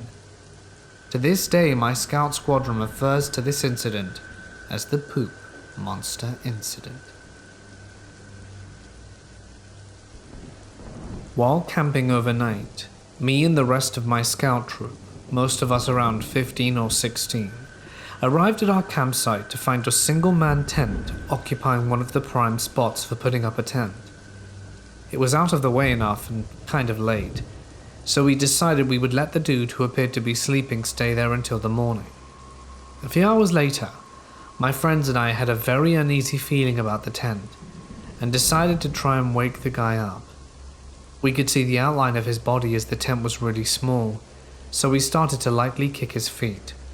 When this didn't work, we started to yell and make noise. The man was motionless. Realizing the reality of the possible situation, we went and got my dad, who grabbed another leader that was a doctor. They opened up the tent, and the doctor confirmed that the mystery man was dead. The cops came 3 hours later, and we had to guard the tent from the younger scouts, as we didn't want them to know, because they would have freaked out. It was super creepy sitting next to this dead body, with the full moon shining down on the empty desert. The police ruled it a suicide by overdose. There was a note that was left, but I am pretty sure due to the lack of cars nearby, and the dude being from out of state, and it being 20 miles into this park, that he and his friends took all the drugs the night before. Then when they all got up and noticed that one of them had died, they covered it up with a suicide note and moved the tent out of view of the road. My husband and I live in Willow Creek, California. Our small town revolves around Bigfoot, and everything here is Bigfoot themed. We even have a cage in case he's ever captured. Our property is 40 acres and surrounded by Forest Service land. We have no neighbors, and we've always felt like we're watched. We barely hear any wildlife, and have rarely seen any, despite living in the woods. A couple of separate nights, we've had knocking on our bedroom wall/window, and it's certainly freaked us out, but we've since brushed it off. Tonight though, my husband had to take our quad up to the generator above our house to fill our solar panels with water. It was pitch black, and as soon as he turns around the quad and turns it off, he is loudly screamed at by what he was convinced and described to me as a large male humanoid. He did what he had to do and left quickly. He's convinced whatever it was not human, as it's extremely unlikely we have someone else living in the woods. I'm trying to chalk it up as an animal, but it's getting hard to. Do you think it sounds like Bigfoot behavior? To understand my story, you have to know a tiny bit about trespassing laws here in Scotland, in that we don't have any, so long as you're respectful and non-destructive. You can walk over any hills you like, and in my case, camp on any beach of your choosing, so long as once you leave the area, it's left how you found it. I used to love camping when I was little. Our family would go multiple times a year with a large group of my parents' friends and their kids. On average, there were maybe 10 of us at the time, which was a bit of a logistical challenge since we always headed out to this one really remote beach on the coast. Actually, we weren't the only ones. There were always yachts bobbing just off the shores with people in them, and other campers lining up and down the beach. Most of them also had children or teenagers, so it wasn't a wild party scene. It was very much an informal family holiday spot. There was even a small building with toilets and showers installed nearby, even though this was the middle of nowhere. I guess the local council must have figured it out and got sick of people peeing behind bushes. We took a trip up in spring 2011. I'm really bad with time, but I know this because I got my dog in winter of 2010, after picking her out that November from the shelter as a birthday gift from me to me, as I had paid her adoption fee. I called her Parmesan. I decided to name her Parmesan, and she came to me as a 6-month-old puppy who had been rescued from a dogfighting situation. We're not entirely sure what breed she is exactly, but my best guess is a lurcher/staffy mix. She is a wonderfully well-tempered dog with people, and most dogs, but you absolutely do not threaten her, because she will have you. So by the time this camping trip came around, I'd had Parmesan for a few months. She'd never come camping with us before, but as far as my entire family were concerned, dogs go on camping trips. So when we all piled into the car, she came too. Unusually though, none of the family friends could make it, so it was only me, my sister, my mum and dad. I didn't mind. I wasn't that attached to the other kids anyway. I'd rather play with my dog, and I'd still have my sister. The drive took the best part of 6 hours, and because we left a bit late, although I don't remember why we left later than normal, we arrived around sunset, which isn't the best time to be building a tent, but we'd expected to arrive to other campers already set up and to beach-illuminated campfires, but this time the beach was empty.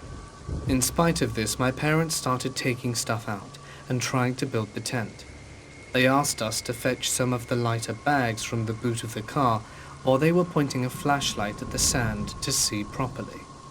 I rolled down the window of the car for Parmesan to get out. It was pretty hot that time of year, and I wanted her to have air.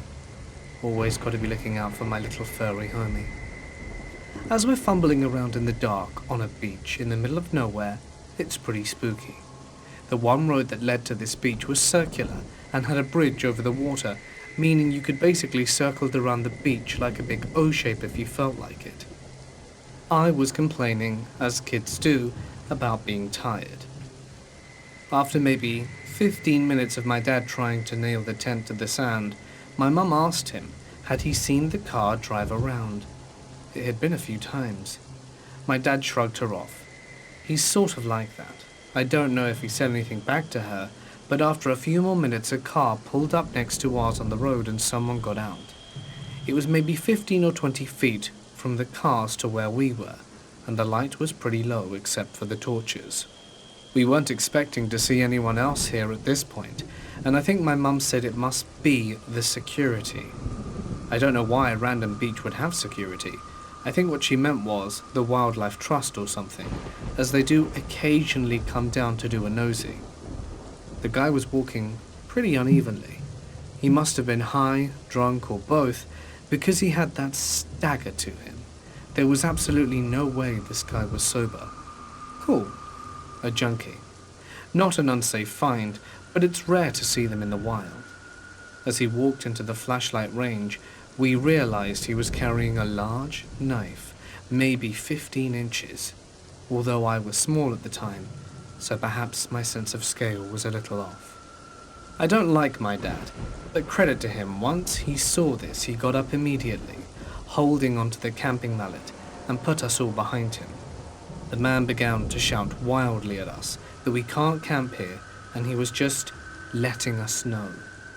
My dad tried to initially be a bit low-key with the guy and told him that it was fine, we'd leave, but this didn't work. He kept coming closer to us, so my dad started shouting at the man to keep back. My sister and I were now crying. I remember shaking. I was utterly terrified, as I'm sure anyone would be in this situation.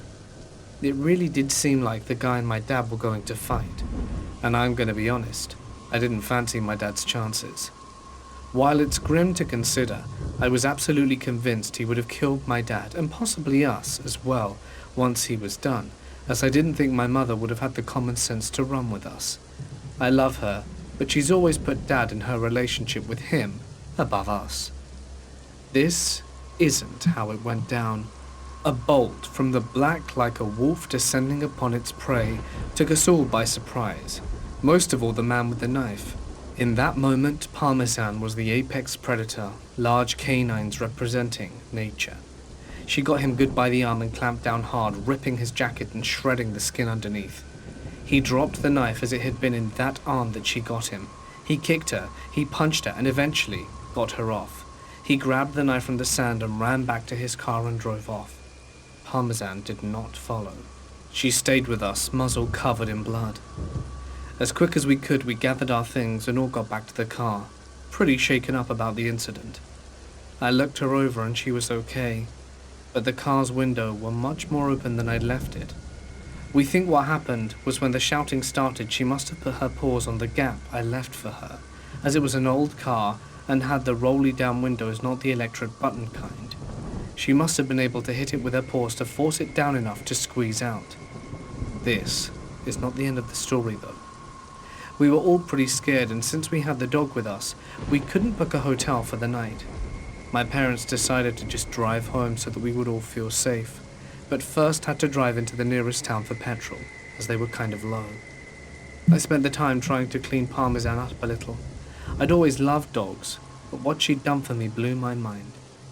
As we drove into town and came across a petrol station, it looked closed. My dad drove up closer to get a better look, and stuck his head out the window to get a look at the sign. My mum asked him what on earth he was doing, and he told her he was trying to see when it opens. Never. My heart sank. Parked in the corner behind a van, so we hadn't seen him at first, was the man with the knife.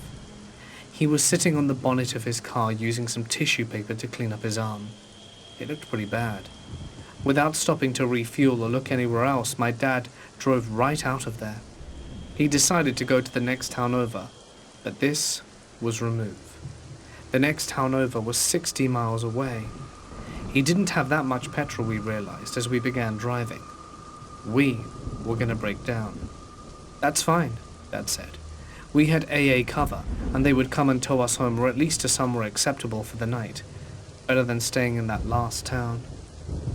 After driving for perhaps 5 minutes, lights flashed from behind us. Another car.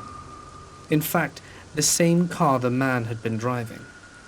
It was him, following us.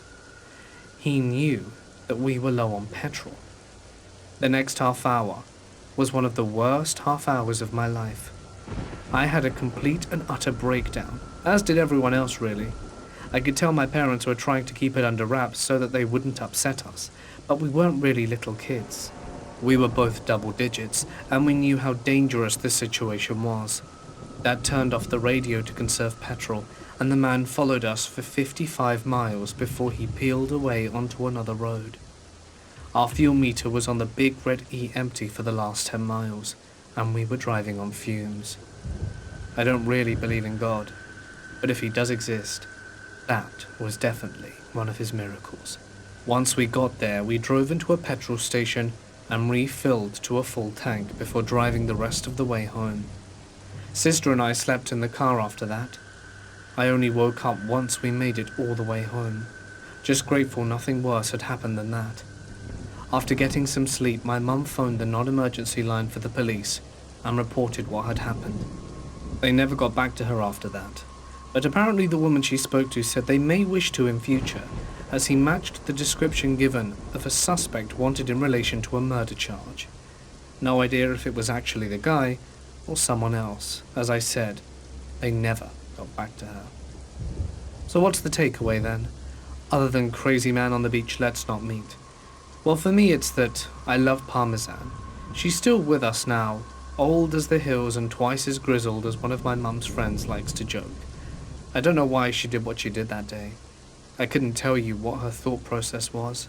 What I can tell you is that this poor puppy was born into an environment where they abused and neglected her, only to be rescued and taken to a shelter, where her mother and siblings all found homes before her. Despite how badly people had treated her, when I took her home she forgave but never forgot. I think the saying is, never trust a person who doesn't like a dog, but I always trust a dog when they don't like a person. They have a very good understanding of human body language, and I think she must have understood how much danger we were in. If you're able to, please adopt. You might find yourself in a situation like mine one day, and I promise you if you're willing to save a four-legged friend's life, they will pay you back tenfold if they're able to, without a thought for their own safety.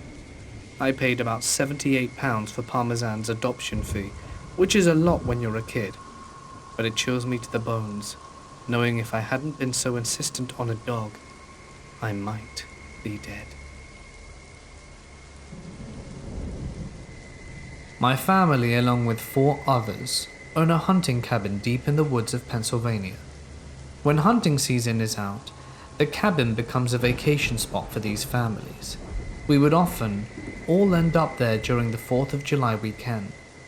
One year, my parents decided to take me, my uncle, 3 years older than me, and my 2 childhood friends up to the cabin for Easter.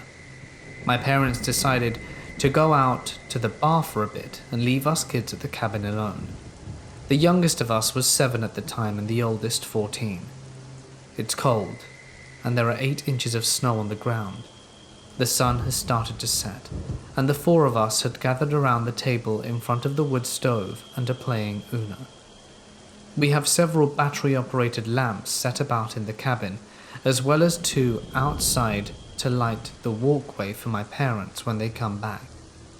Just as we are finishing a game and getting ready to take the 30-yard walk to the outhouse, we start to hear the snow below the window crunch. Being kids, we all felt a bit uncomfortable, but reminded ourselves that we were in nature, and it was probably just a deer.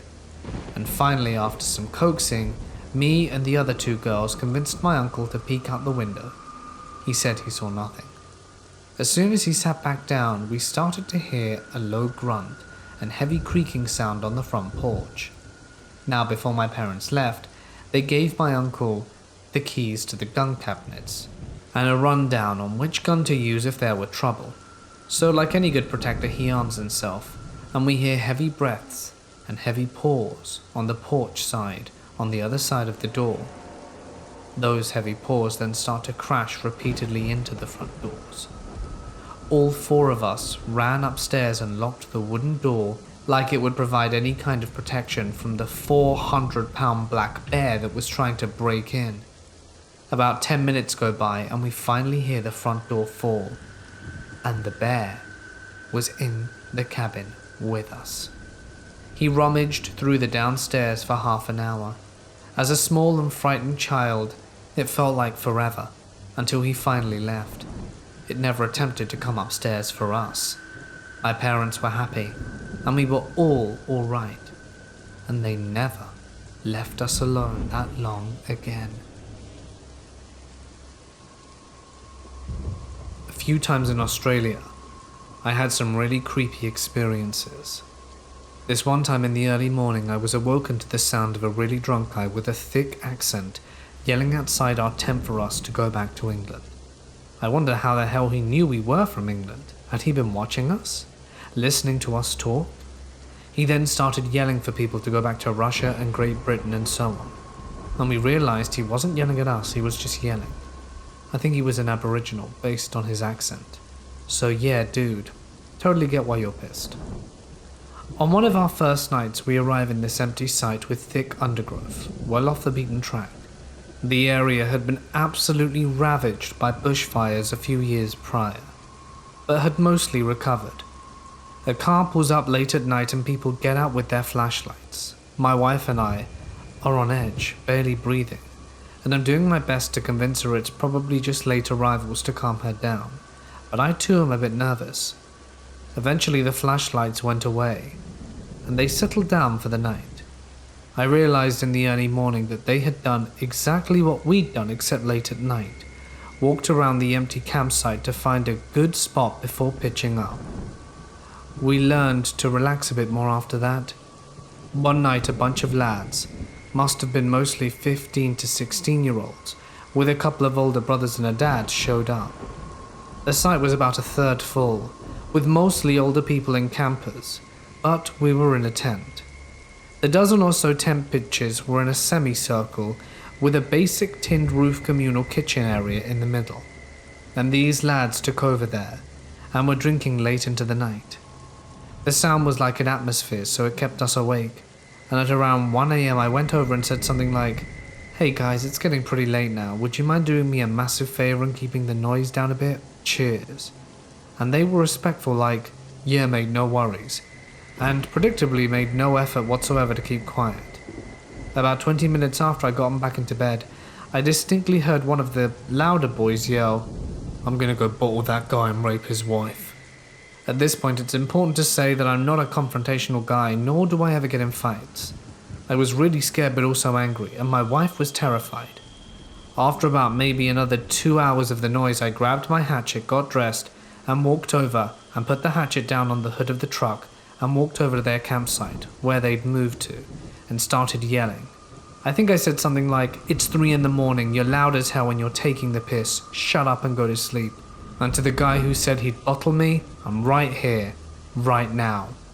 I'm surprised the dad/older brothers didn't say anything, but the kid just said sorry and that was it. Pretty awkward in the morning, I had to walk past them. But I just said good morning, and how are you going and all that stuff, and it was fine. Admittedly, I felt like Billy Badass for a while, but my wife was angry at me and said it was really stupid of me to go out and confront a large group of men like that. And she was right, and it was by far the scariest experience I've ever had while camping.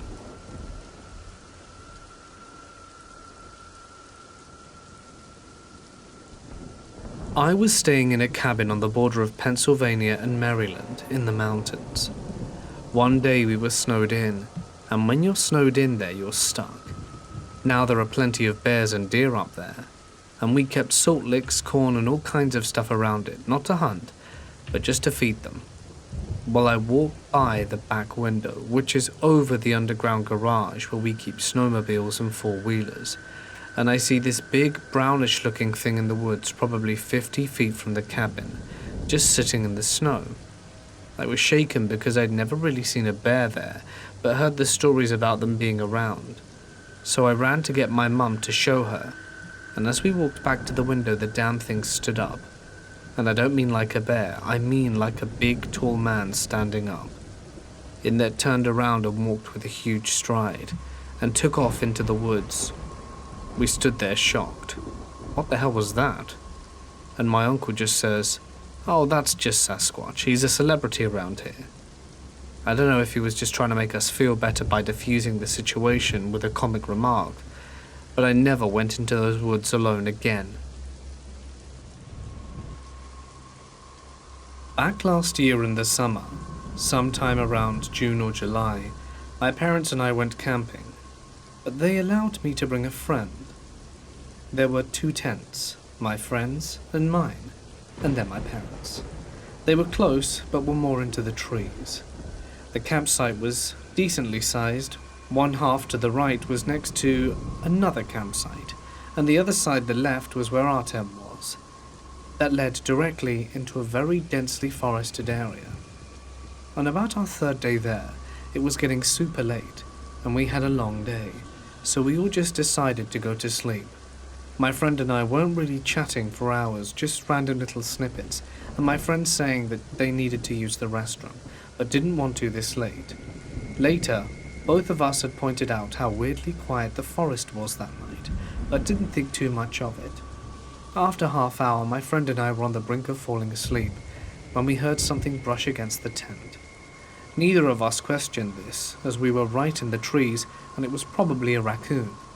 Not too long after, we heard brushing up against the tent multiple more times, all around too, the sides, the walls, even the roof.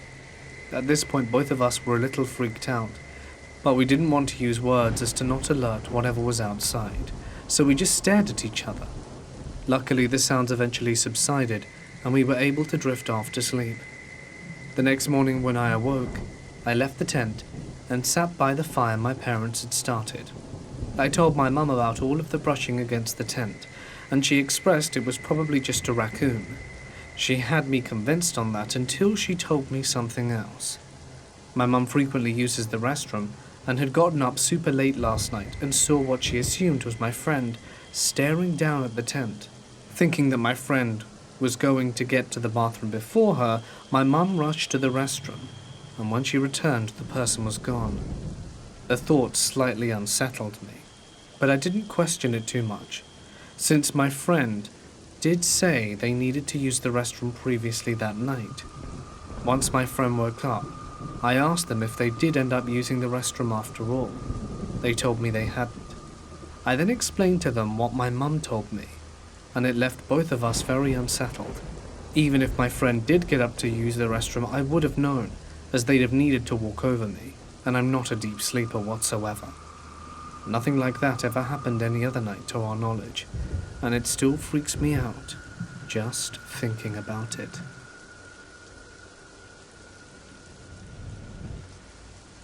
A few years ago, me and my friends went on a trip to this secluded cabin in the mountains. We were there for the entire weekend and had a blast. However, around midnight on a Friday, we heard a blood-curdling scream and a loud crashing noise coming from outside. We thought nothing of it at first, but the screams continued, so we decided to investigate. What we found was something that no rational mind could ever have imagined in a billion years. We found ourselves staring at a bizarre creature which we can only describe as a cross between a goblin, a demon, and something completely unnatural.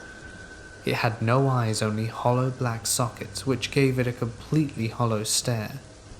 This thing was covered in a thin sheen of dripping blood, which glistened in the moonlight. It was busy, hacking apart what appeared to be the lower half of a girl. It had already made a pretty good job of it, and when it noticed us, it let out a bestial roar. My best friend screamed and fainted. The other friend ran and hid, and I froze in fear. We never told anyone about this, not our parents, our friends, no one. Even now, after years, I get nervous whenever I have an encounter in the woods after midnight. We got out of there as soon as we could. No way we were going to stick around for nature's oddest work of art. The murderer was long gone, thank God. A few times in Australia, I had some really creepy experiences. This one time in the early morning, I was awoken to the sound of a really drunk guy with a thick accent yelling outside our tent for us to go back to England. I wonder how the hell he knew we were from England. Had he been watching us? Listening to us talk? He then started yelling for people to go back to Russia and Great Britain and so on. And we realized he wasn't yelling at us, he was just yelling. I think he was an Aboriginal, based on his accent. So yeah, dude, totally get why you're pissed. On one of our first nights, we arrive in this empty site with thick undergrowth, well off the beaten track. The area had been absolutely ravaged by bushfires a few years prior, but had mostly recovered. A car pulls up late at night and people get out with their flashlights. My wife and I are on edge, barely breathing, and I'm doing my best to convince her it's probably just late arrivals to calm her down, but I too am a bit nervous. Eventually the flashlights went away, and they settled down for the night. I realized in the early morning that they had done exactly what we'd done except late at night, walked around the empty campsite to find a good spot before pitching up. We learned to relax a bit more after that. One night a bunch of lads, must have been mostly 15 to 16-year-olds, with a couple of older brothers and a dad, showed up. The site was about a third full, with mostly older people and campers, but we were in a tent. The dozen or so tent pitches were in a semicircle with a basic tinned roof communal kitchen area in the middle, and these lads took over there and were drinking late into the night. The sound was like an atmosphere, so it kept us awake, and at around 1 AM I went over and said something like, "Hey guys, it's getting pretty late now, would you mind doing me a massive favour and keeping the noise down a bit? Cheers." And they were respectful, like, "Yeah mate, no worries," and predictably made no effort whatsoever to keep quiet. About 20 minutes after I got back into bed, I distinctly heard one of the louder boys yell, "I'm gonna go bottle that guy and rape his wife." At this point, it's important to say that I'm not a confrontational guy, nor do I ever get in fights. I was really scared but also angry, and my wife was terrified. After about maybe another 2 hours of the noise, I grabbed my hatchet, got dressed, and walked over and put the hatchet down on the hood of the truck and walked over to their campsite, where they'd moved to, and started yelling. I think I said something like, "It's 3 in the morning, you're loud as hell and you're taking the piss, shut up and go to sleep." And to the guy who said he'd bottle me, I'm right here, right now. I'm surprised the dad/older brothers didn't say anything, but the kid just said sorry and that was it. Pretty awkward in the morning, I had to walk past them. But I just said good morning, and how are you going and all that stuff, and it was fine. Admittedly, I felt like Billy Badass for a while, but my wife was angry at me, and said it was really stupid of me to go out and confront a large group of men like that. And she was right. And it was by far the scariest experience I've ever had while camping. The woods by where my father grew up have old abandoned houses scattered throughout the woods. I am from the Hudson Valley, New York. Anyone from around the area should know that the woods have old houses, or at least the foundations remaining. When he was younger, he and everyone else basically would climb up this mountain to an abandoned house. He said it had old black and white nudes, but a lot of kids would go up there to smoke and hang out, so a lot of things were smashed. Part of the trip up the mountain basically involved climbing up a cliff, blanking on proper term, just a flat rock surface you had to scale. This was also his usual way down, so one night he went up alone and was working his way down. Night was settling in, and he was lowering himself down the drop, when he felt an odd presence and glanced up towards where he was standing. Basically what he saw was a quick glance, because whatever it was just made him climb down the mountain and run home. He described it as very tall, lumbering above him and covered in hair. It wasn't a bear, at least from the glance he got. Normally you'd take things your parents tell you and have some doubts, and her sharing some of his stories that he told me made it more believable. There was also the whole you see what you want to see thing, so who knows? I'm terrified of heavily wooded areas, if I'm honest. My 2 dogs and I, and my now fiancé, drove a long way to get to our campsite in the Ozarks. Berkshire Recreational Area to be exact, and it's west of Mountain View, Arkansas. We drove all day, Wednesday, May 19th, to get to our campsite and set up by dark. We are completely alone at the campground. It's the middle of the week, and the week before Memorial Day. And the camp we chose is a recreational area, which means no electronic hookups, water or bathrooms, and definitely no camp staff. As we're setting up, I hear this bass-like rhythmic noise that I'm only noticing in my subconscious. I don't know why, but I'm feeling like something is wrong. He and I kept setting up our otherwise perfect campsite until I noticed both our dogs staring across the small mountain river and into the forest beyond it. Then I asked myself, haven't I been hearing this strange noise coming from that direction? And now they hear it too? I asked my boyfriend to stop rattling tent stakes and lend his ear to this noise. He hears it, and the dogs are even more alerted to it since all other noises, including literally all of the bugs, frogs and birds, not to mention our own unpacking noises and us chanting, have ceased. At first we write it off. It must be some new mountain noise that we just aren't accustomed to, as we live in a relatively flat region of the country, and my boyfriend says that it could be the rocks settling. I didn't think that was quite right, but I'm not about to go investigate in dusk in bear country before camp is set up. As we're putting the final touches up, like rugs and some solar string lights for the nights to come, the noise gets louder. I would say they were almost comprehensible. They weren't just a bassy noise anymore. The noise had bass, but it wasn't just bass. It's almost articulated, like it was making nonsensical syllables, then pausing and making more. It got closer and closer, like it was coming towards the edge of the small river opposite us, and I swear on everything I love that it was talking in some strange static, like you were stopped by your car with busted speakers at a stoplight, and they were blaring goth trap music. Just the talking part though. And with your windows up, no music, just loud, muffled mumbling and static. I really hope that makes sense. The description isn't the best. I had a hard time not telling my boyfriend that we should just go. We had both heard it as well as the dogs, but it quickly got further and then went away almost completely. So we decided to zip ourselves up in the tent and try to sleep. I woke up many times during the first night to my female dog trembling and growling, and then I strained and listened. I could hear that same muffled bass noise in the distance once again.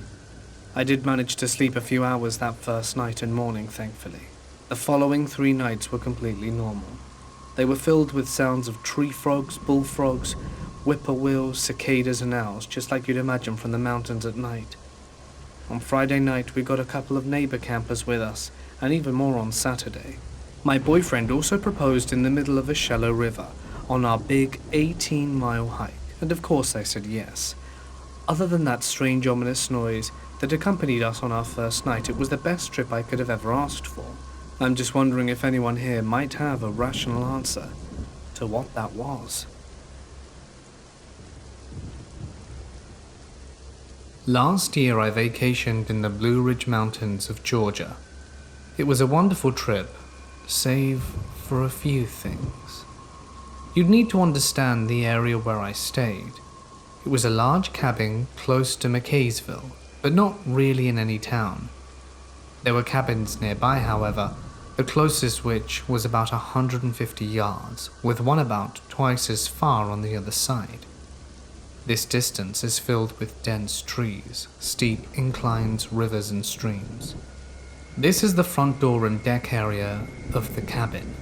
Moving to the right of the previous perspective, this is the side of the cabin. Something to note on this one is that the two windows there were the windows of my bedroom, and it was possible to just stand outside there. Honestly, nothing happened in relation to those windows, but with everything else that happened I was on edge, because of the placement of them. And finally we have the back deck. As you saw, where the house sat was at an incline.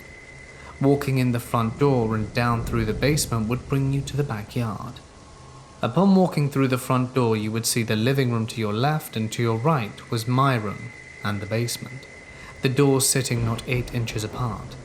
The living room is connected to the kitchen and dining area, with the upstairs having my parents' room, a bathroom and a locked door. As I mentioned, some of the decorations were a little bit odd. With this being the first painting in the living room, this is a picture that sits upstairs, and here's a broken picture in the basement. And 2 locked doors, which is not uncommon in an Airbnb, but they didn't have a lock like a bathroom or bedroom door. They had a different kind. You could completely turn the knob and the door wouldn't open. It wouldn't even rattle between the sides of the lock when pushing or pulling. The door had no give. It had to have been bolted from the inside, which makes me wonder how it's opened. Being the blubbering fool that I am, I didn't take pictures of them, just figured it was storage. But now to the meat of the story. We arrived on the 19th and my birthday was the 23rd. The night of the 22nd at 11:35 p.m. is the time in question. I was staying up with some close friends until midnight, so we could be there as I turned 16. They had all already turned 16 earlier that month or prior, because a lot of us were born in July. We were in a Discord call, watching Nikocado Avocado eat an exorbitant amount of food, me laughing at his gluttony-fueled breakdown because he's a clown. My dog was asleep on my bed, but began scratching at the door because she had to use the restroom. Something to understand about her is that she's big, but has the energy of a small dog at times. She is a 90-pound pit bull, and was on edge entering the cabin, which is very uncommon for her. In any situation I would describe her as just happy to be there. But this time was different. I had to take her around the perimeter of the cabin multiple times before she would come inside, and even then, she'd just walk into her cage that we had brought with us for her while we were in town. Rarely would she go in there unless told to, but she almost ran to it. I told my friends I would be right back, because Blue had to use the restroom. To bring her outside to go to the bathroom, I had to go down through the basement and out the backyard, where a very long tether was spiked to the ground. I was standing just inside the door and flipped the lights on. I reached to grab Blue's collar, but she wasn't there where she just was. I looked over and she was staring out the window into the backyard. She's honestly the goofiest dog, so I figured she must have seen a bug, and I opened the door, grabbed her collar and tried to pull her outside, but she wouldn't go. She's big enough that I can't make her move if she doesn't want to, and it took some convincing. But even when she was outside, she didn't take her eyes off the other side of the backyard, which I couldn't see. It was too dark, even with the porch light, which only illuminated about 10 feet in front of me at best, the end of the backyard being 30 feet in front of me. I was starting to grow nervous, because she usually doesn't act like this, so I attached her to my tether and kept her close. After about 10 seconds, she started to pee, but kept our eyes locked on where they had been. Then I heard the most unnatural noise coming from the other side of the yard. I need you to understand that at its core it sounded like a person. If it sounded like an animal, I wouldn't have been so afraid. But it sounded like a person, badly mimicking the noise a frog makes, and it was loud. It had to have been, because southern bugs never stop wailing. The bugs and other wildlife were very loud. For me to have heard this noise as loud as I did, that noise must have been yelled. Blue, who has never done this and has no aggressive bone in her body, started growling very aggressively. She still wanted to go inside, and after I unhooked her, she started backing up, but she was showing her teeth and foaming at the mouth and growling. As we backed up, I heard it again, from more to the left on the trail with wooden logs on either side. I pulled her inside and she took no time darting back up the basement stairs and into my room. I slammed the door and made sure to lock it, and went back up the stairs and specifically remember locking the door at the top as well. It can only be unlocked from the main part of the house where I was, and I swear this to all that is holy as I locked the door quickly. We all agreed that it was really weird, and I should look over there when I wake up in the morning. I didn't sleep until 2 or 3 a.m. At 7 my alarm went off, and I woke up and the basement door was wide open. My sisters were asleep down there because it had a bedroom. They couldn't have opened it. It can only be unlocked from the other part of the house. My mother and stepfather weren't even awake yet. The door was opened abnormally wide, swung all the way around so it was hitting the wall behind it. And after checking, the door from the basement to outside was unlocked as well, but not opened. I haven't the slightest idea how this could have happened. These doors can only be unlocked from the opposite side. The following day was my birthday, and it went all right. The night of the 23rd we were packing up because we were leaving to go early on the morning of the 24th. It was between 9 to 10 p.m, and I had to retrieve the spike and tether from the backyard in order to finish packing. I psyched myself up, grabbed a light and power walked over. I pulled it out the ground and quickly walked back up to the house. Around the time I reached the porch, I heard the noise again. This time immediately to my right and extremely loud. Again, the bugs are constantly producing the most deafening buzzing noises to the point where having a conversation a little bit apart is rather difficult. It was the same very human-like noise. Still, the best description I could come up with was a human very badly mimicking the sound of a frog or toad. This is where I was standing. This is similar to the picture from the backyard facing the house, but over 20 feet. You can see where I was near the door, and where it had to have been. For a moment I thought about going over there to see what it was and finally answering the question that I had been asking myself. But I value my life too much, so I ran inside, slammed the door and drew the blinds. Truthfully, I didn't sleep at all that night. I stayed awake listening for the noise again and pretended to wake up the next morning. I've been searching online for whatever may have been responsible, but can't find any logical answers. If anyone has any idea on what could have made that noise, I would love it if you could get in touch. One time when I was younger, in 7th grade, I went on a camping trip with a close family friend as part of his birthday. In total there were 5 kids of us, all in the same grade and 2 adults. The birthday boy's dad and his uncles.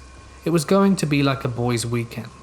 Once we get to the campsite, we set up 2 tents. One large tent for all the kids to stay in, and a medium-sized tent for his dad and uncle. The first day was great. We did a bunch of activities like wood carving, canoeing, etc. And at night, his dad cooks up some burgers for everyone. And then we all went to bed, not really thinking about what the ranger said about leftovers in our way into the campground. Suddenly at around 2 a.m. I wake up because I felt a large figure rub against my body from outside the tent. It sort of woke me up. At first I didn't really think anything of it, and was planning to go back to sleep. That is until I started hearing noises like something was looking through our stuff around the campfire.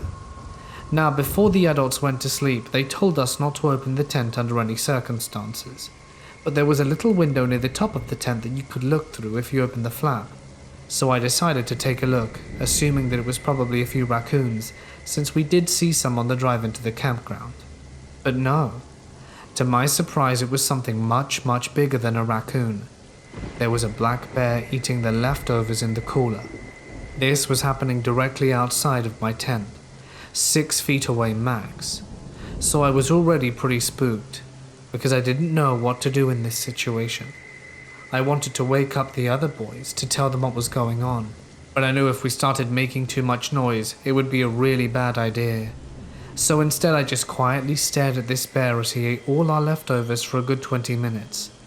This was already not a fun situation, but while this is happening I decided to start scanning the forest behind the bear, which is when I noticed a few pairs of bright yellow eyes staring at the bear maybe 15 feet further out.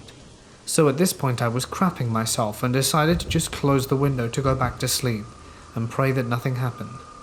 Like I said before, 20 minutes later I finally stopped hearing the bear going through all our stuff. I take a peek outside the window and sure enough it's gone. The next morning we leave the tent to find a bunch of bear prints all over our campsite, with a large portion of our food having been eaten. There was also a bunch of smaller prints all over our campsite. We assumed something else came by after the bear left. In the end, the dad decided to end the camping trip early, and we went back to the city later that same day. About 16 years ago, my family and I were up in the White Mountains of Arizona to cut our Christmas tree. My dad was driving our truck with my grandpa in the front seat and my mum and sister in the back. I was in the bed of the truck along with our family's German short-haired pointer. We were driving along a forest road, and all of a sudden my dog starts barking and growling. So I look to see what it is, thinking it's maybe a bear or mountain lion. What I saw was a tall dark figure walking parallel to the road about 60 to 70 yards away. I yelled at my dad to stop the truck. When I told him I think I see Bigfoot, he laughed and continued to drive. When I looked back to get another look at it, the figure had changed direction and was walking away from the road. The last thing I saw were the thing's head disappearing down a hill. To this day, I still do not have any explanation for what I saw, and every time the situation comes up, my dad always makes me tell everyone my story, just so that he can laugh at it. A few years back, I was backpacking with my girlfriend deep in a state park in northeast Pennsylvania. Late one night I couldn't sleep. The woods are spooky at night, and I saw a floating light. Both me and my girlfriend could see the light through the thin fabric of our tent as it floated up and down, slowly coming closer to us. I thought it was another hiker, a forest ranger, but nope, silence. I was freaking out. I verified that she could see it too and I yelled. I even called out. It was still silent. I was too freaked out to open the zipper. The light approached from a few dozen yards away, traveling in a wave path up and down. The light made a circle around our tent, coming as close as about 3 feet. The next day at the ranger station, I asked if anyone had reported seeing floating lights, and naturally they say no. The only explanation I could believe was that I had encountered a truly unexplainable phenomenon. I was reluctant to call it a ghost or an alien. I normally don't believe in anything like that, so my mind just couldn't wrap itself around what I had seen. 2 years later, my girlfriend and I were hiking a couple of dozen miles in a different forest in northern Pennsylvania. Same tent. Late one night, I couldn't sleep again, and saw a light through the fabric of my tent. Again, I verified that both I and my girlfriend could see the light. It got closer, floating up and down just like before, when suddenly, it landed on the tent. It was at that moment I realized it was a firefly, a goddamn firefly the whole time.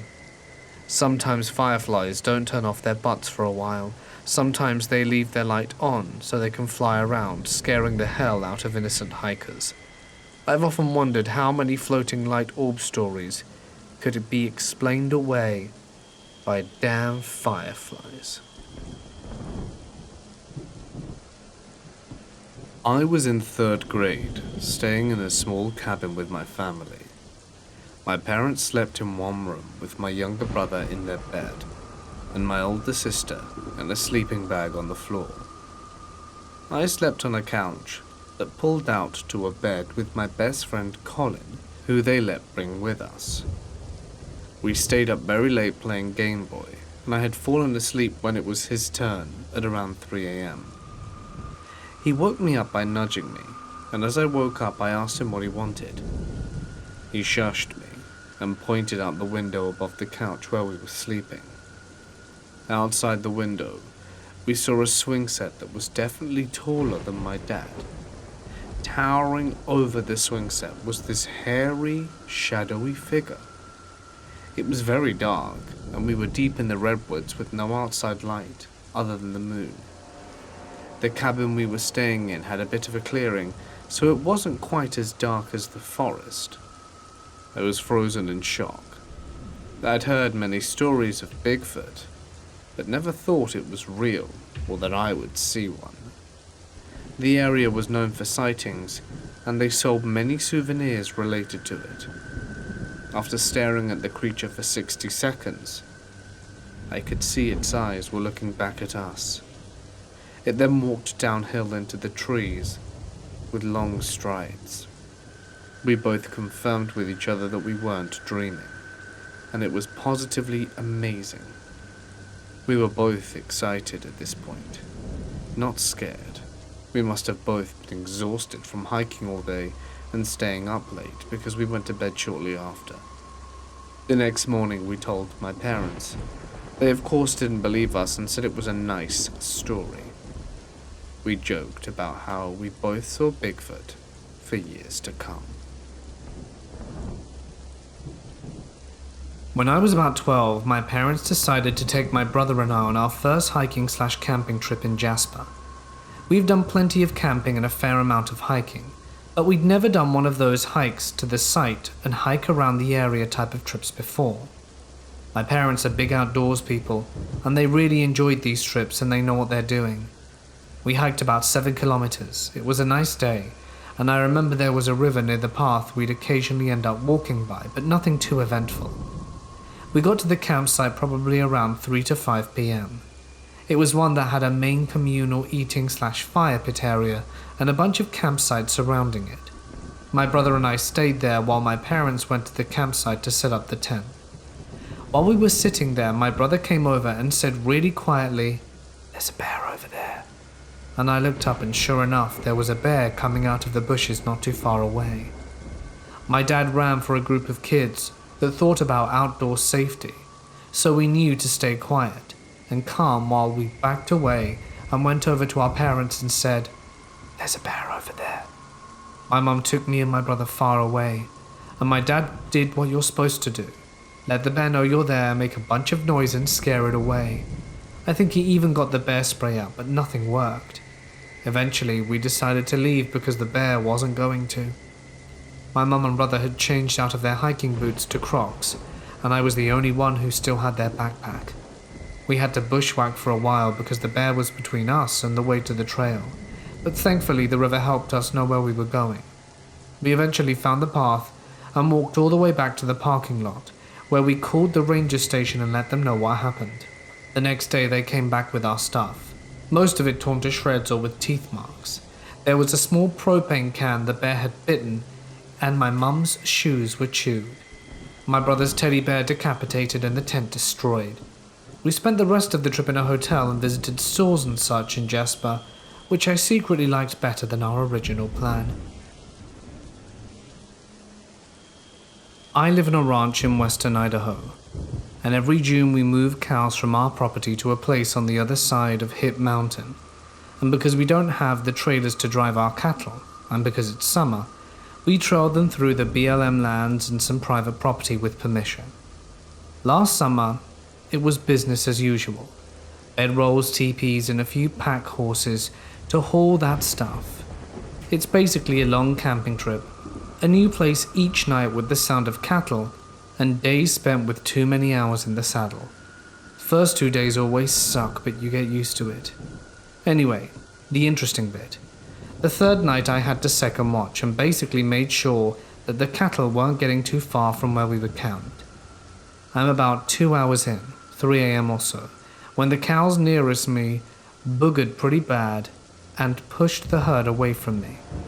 Obviously that's a bit of a problem, so I went to check it out, as you do. When I tell you that whatever the hell that thing in the sagebrush wasn't natural.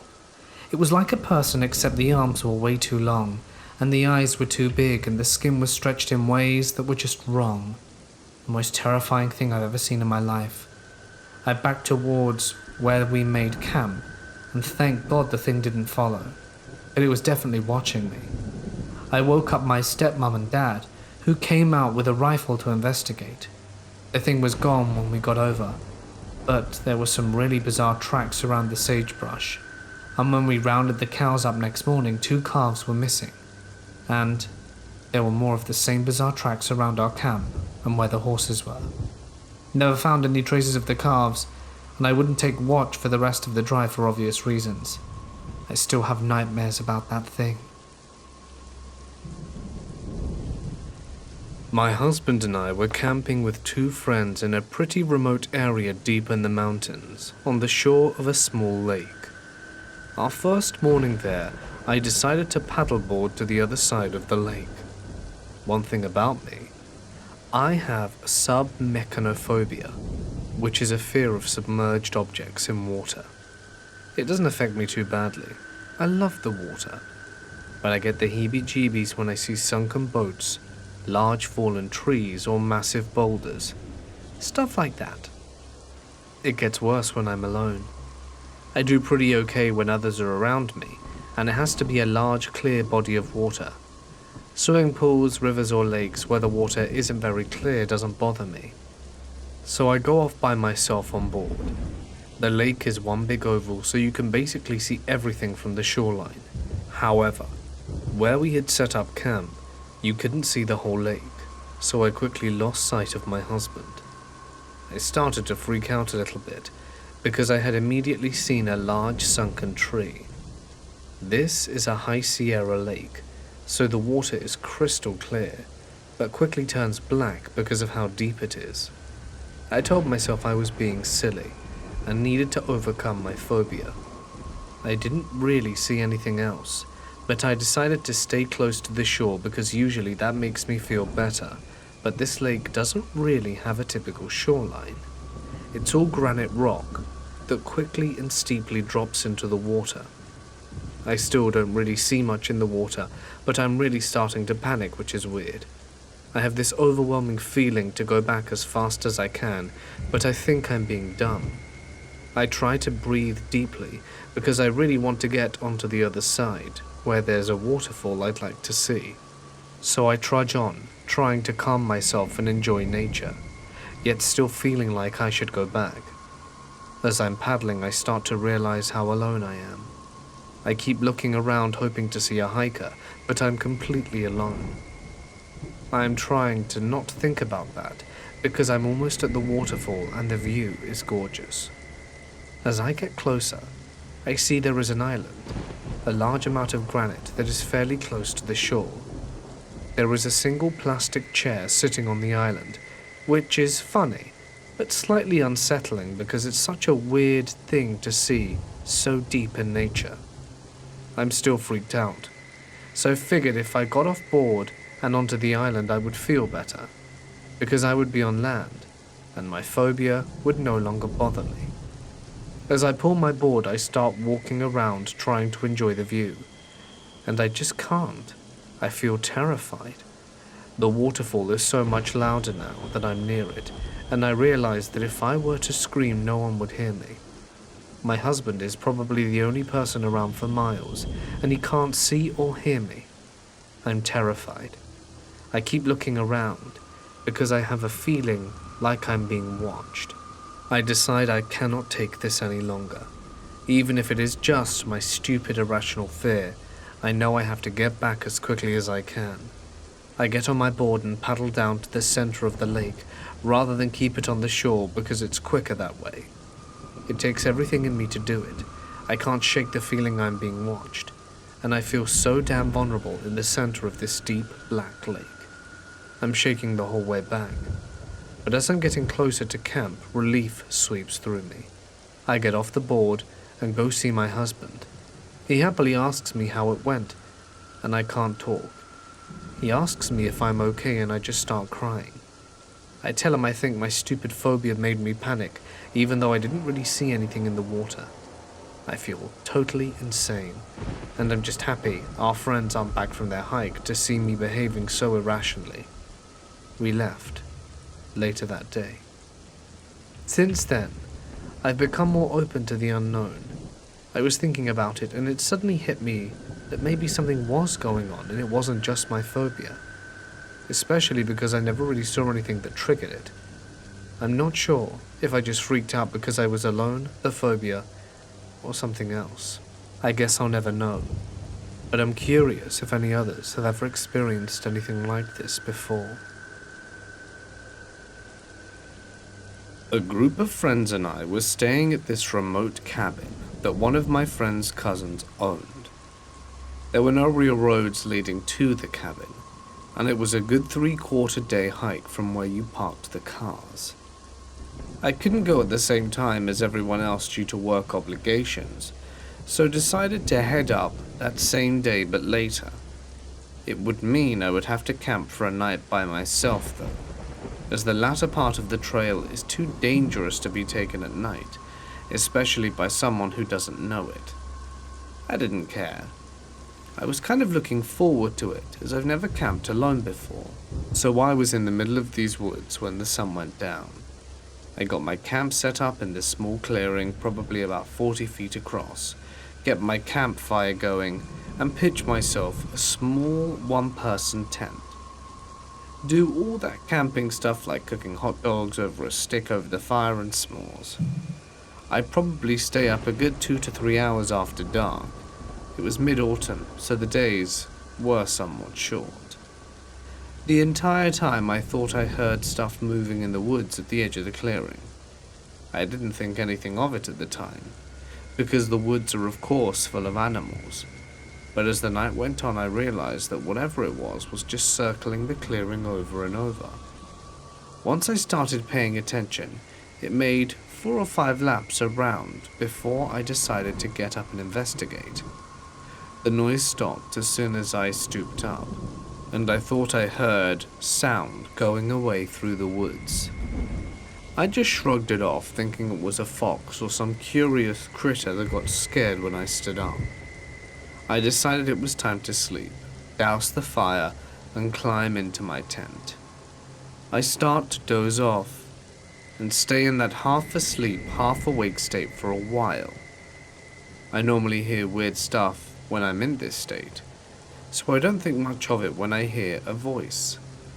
Something then wakes me up all the way, and I realize the voice is real. I'm right outside my tent. It's just above a whisper, and I'm not sure if it was another language, or if they were just speaking English in such a way that I couldn't understand it. I lay there for some time, I don't know how long, listening and waiting for something to happen. There is just enough moonlight to light up the walls of the tent, so I can see a hand pressed into the wall of my tent down near my foot.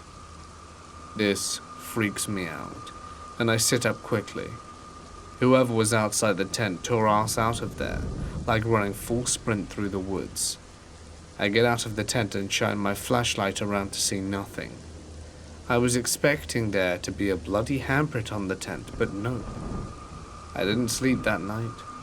I packed up camp at first light and booked it to the cabin.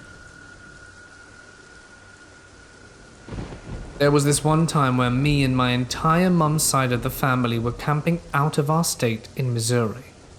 It was my cousin Keaton, cousin Gabby, Eli, and a friend of mine and myself. Her name was Trinity and her boyfriend Kindon. There was a part of the lake that no one was supposed to go around because there were supposedly snakes and other dangerous animals. This happened at night. We were separated into groups of 2. One of my other cousins was supposed to go with me, but decided not to because he felt a little nauseous and didn't feel good. I go with Eli without flashlight and set out east into the part of the forest we aren't supposed to explore, while the others go separate ways. About 20 minutes or so of walking straight, we smell something horrible, like rotten meat set out for weeks. I asked Eli if he knew anything about bad smells or whatever, and he didn't really know anything about it. We slowly approach the smell and see some sort of liquid trail leading to our campsite. Me and him walk towards the start of the trail and see a grown female and a baby rotting away covered in blood, each having stab wounds in the neck and stomach. Me and Eli literally scream like little girls, and were 15 and 16 at the time, and scream for help at the top of our lungs. I smelled something else though, and Eli didn't notice, but I did. I smelled like my cousin's cologne near the bodies, and boot prints that represent the bottom of my cousin's. I didn't know what, so I yelled to Eli to follow the trail and go back to camp and yell and scream for help while I stayed back and searched the woman to see if she had any ID or personal information to show the police if they arrived. I found her wallet and credit card along with some notes for her work with her name on it. I gathered these things and sprinted my ass off back to camp to tell everyone. I was brutally terrified and scared out my mind. I thought I was going to die that night. Anyway, me and Eli get there trying to calm down while Keaton and Gabby are back, but the rest are still gone. I told my aunt, 2 uncles and grandpa, and everyone else there. My uncles and dad went to check out the bodies while my aunt and everyone else called the police and ambulances. The cousin that was feeling sick smelt like manure and his boots looked wet. The police got there and handled everything, and the ambulance took the bodies out and that. My cousin is a good liar, and I talked to him about feeling scared, trying to find ways to figure out if he did it or not. Still to this day I can't figure out if he was the one who murdered that innocent mum and baby. I don't know if the police caught anyone or found further suspects, but they didn't talk to my cousin. I'm still scared to be around him to this day. And whenever I see him at family reunions, I try to avoid him. The detective that came with the cops estimated that the woman and baby started rotting anywhere between 4 hours ago. I actually thought by the way it smelt it had to be old because it couldn't possibly have been my cousin. It was just unbelievable to me. We had been camping for about 2 to 3 days at the time, and I can't remember exactly, but the professional said to us that it was very fresh and to be aware and to look out for any suspicious activity. My cousin has always had a weird personality and was the odd one out in the family. I just figured out, not even a week ago, that one of my friend's mums had a lie detector test and is a psychologist, and I might invite my cousin to use the lie detector on him about the whole incident. What do you guys think?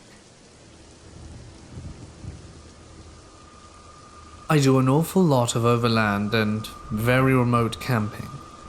I'm generally not afraid of wildlife. It's the humans you encounter that are far away from everything that scare me. I like to use topographical and surveyor maps to find areas that aren't maintained anymore but hopefully had a rock-based road that we can find in the bush. And after a morning of looking for one that I was sure we could find, I ended up coming onto an overgrown path that had seen a lot of foot traffic. Tighter to get my vehicle through, but after 50 yards of bush scraping, I was on a pretty good bush road. After that, we wound up this rock and shale road towards what we were hoping was a waterfall or a hot spring near an old logging base camp. I had clocked it as 11 kilometers from the main road when we came upon an old high-lead logging crane abandoned in the bush. I'm from a logging family, so I had to get out and check it out, thus starting the short but lasting encounter with whatever it was we found up there. I was climbing on this old piece of equipment as my partner got her camera set up to shoot it when I saw what looked like a wooden pulpit a little ways down the road. It was built so a person could be standing about 10 feet off the ground with a grass clearing in front of it. A few crosses were on it. Right at the bottom of the ladder, to get on there was a 4 by 6 inch high chain link cage locked. That was the first thing that really caught my attention as this being abnormal. I walked around the corner a bit and I'm standing in the front yard of a squatter shelter completely rigged off for the grid. It had solar and was obviously being hidden from overhead surveillance. I could hear my partner asking where I was, but I simply and calmly went quickly back to the vehicle and told her what I found. As we went back towards the house to take some pictures, I heard the first of 3 shots fired from below us. Best judge for distance I had was that it filled my ears at that distance, where the sound of a gun is in front of everything else in your hearing range. We pieced out of there. I heard the second shot when we were getting in the vehicle again and after we were leaving. Obviously my partner is convinced that we're going to get raped. I'm just concentrating on getting down the hill. Eventually we kind of settled down and I concede that we're going to camp somewhere else more public that night. We decide to stop at a tourist location very remote but still popular. She wants to go literally hug this gigantic tree. And as I'm idly grilling and minding my own, a very busted ass first gen Cherokee stops at the road near me, then very slowly drives by me, hard starting at me, and I try and act like I'm not startled by it.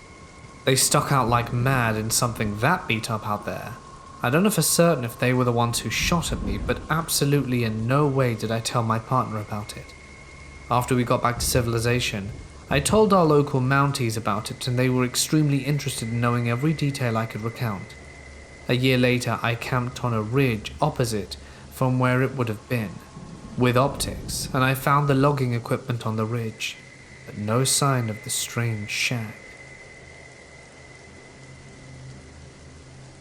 My mum likes to tell me the story of how my great-grandma could run faster than her. Apparently they were going fishing in the creek, about a mile or so behind my grandma's house, when they started smelling some rotten smell and hear splashing. They turned the corner and saw a large humanoid creature covered in dark hair splashing around and having a good time.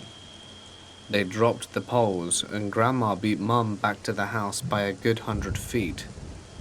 They found several deer carcasses gutted around that time as well. Also, we live in Illinois, so probably not a bear. More likely, a Bigfoot or Sasquatch. A few years ago, I went hiking in New Mexico with a small group of about 8. On the 4th day, one of our crew members had to drop out because they were having problems with the heat, so we had to backtrack to the nearest ranger station to get them situated. As a result, we were off schedule by about 2 to 3 hours.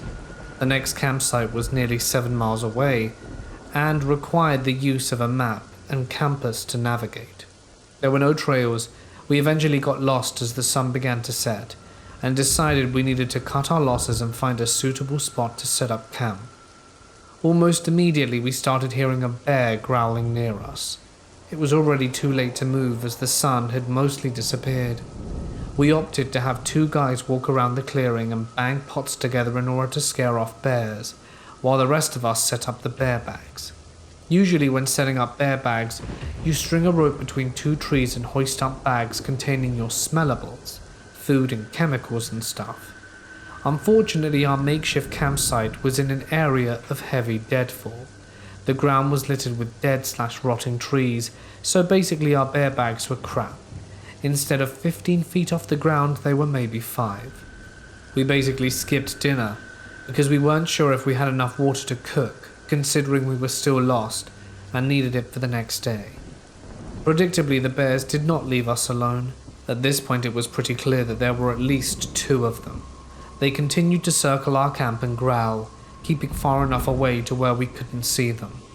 Needless to say, it was a stressful night, but we all managed to get some sleep.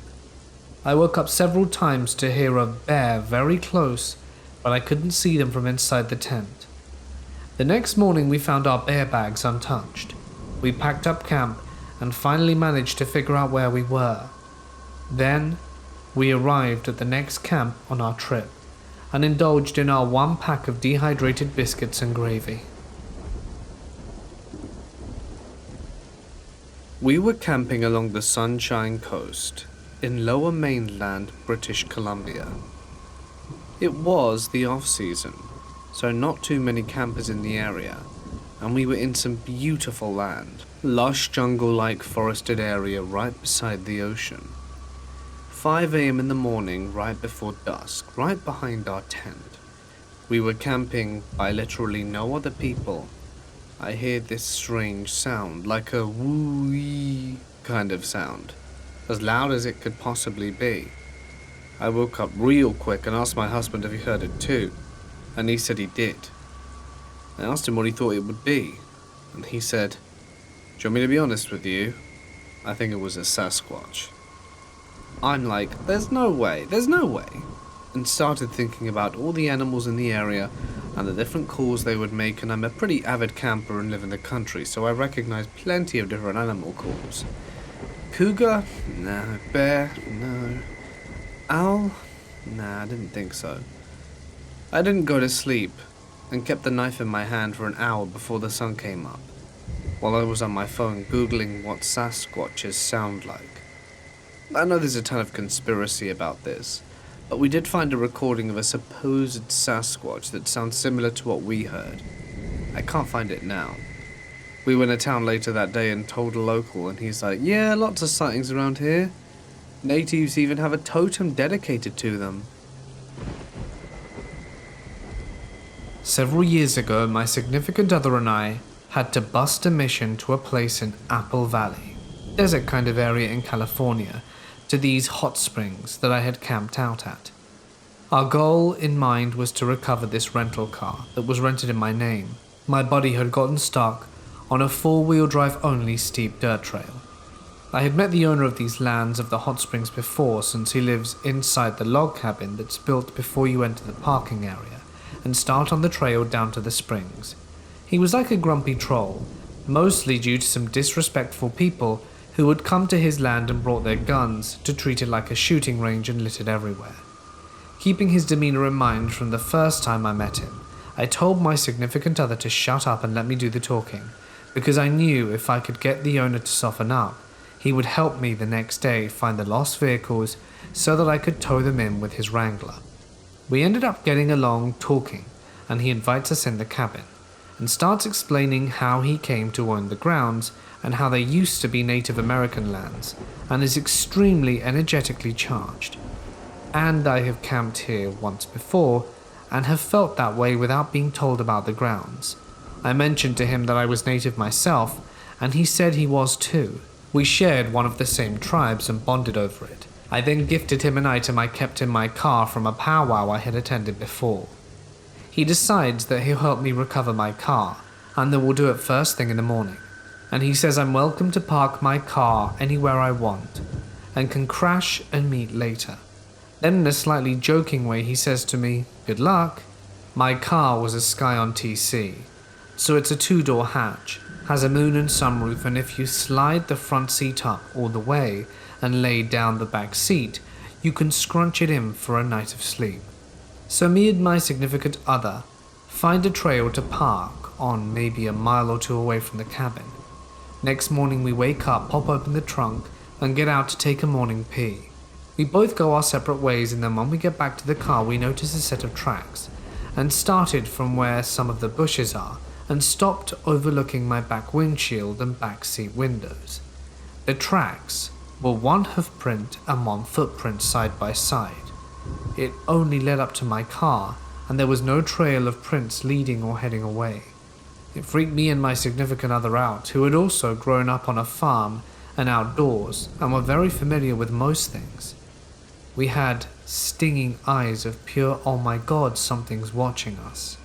I see the owner the same morning to get my car, and he gleefully says, "Glad to see you guys were good through the night."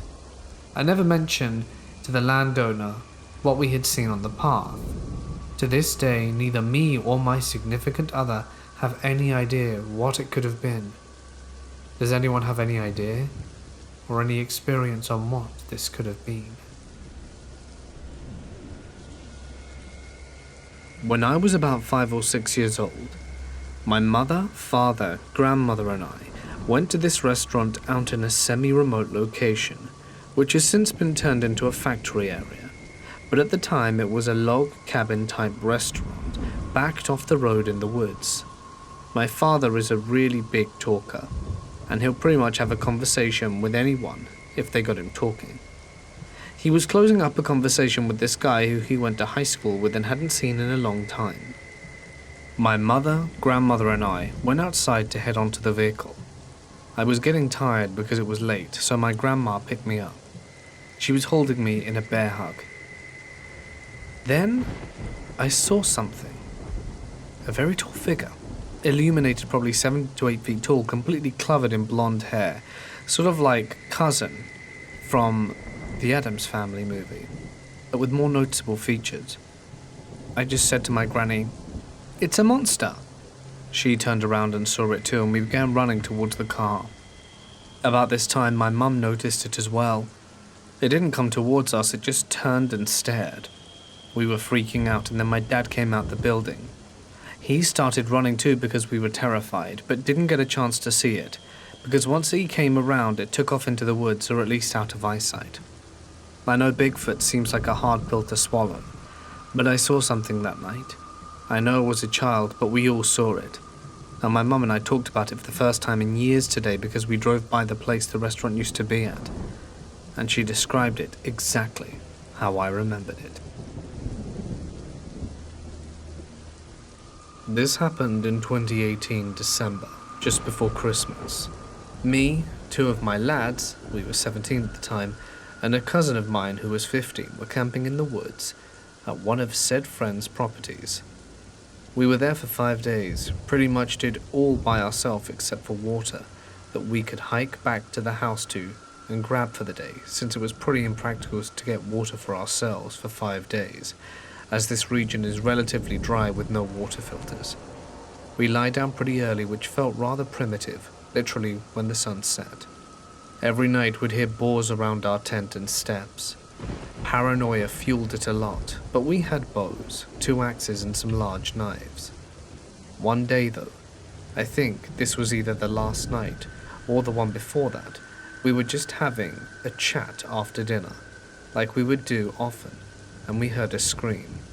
It was pretty odd, didn't sound human, but I have no clue what animal would be doing it either, and I'd like to say that I know a fair amount about our country's fauna. The scream sounded like it had a build-up, not like a scream where you immediately hear the loudest part and then it dies and fades out, but it started low and got real intense then stopped. I'd say it was around 50 meters or so away, but then it happened again and again, now suddenly coming from more sides, and way more sides, and it was getting pretty close. It didn't sound super menacing, even though we were mad scared, shooting my airgun with no rounds to make it louder. It got to the point where the sound seemed like it was coming right from where the campfire couldn't shed any light.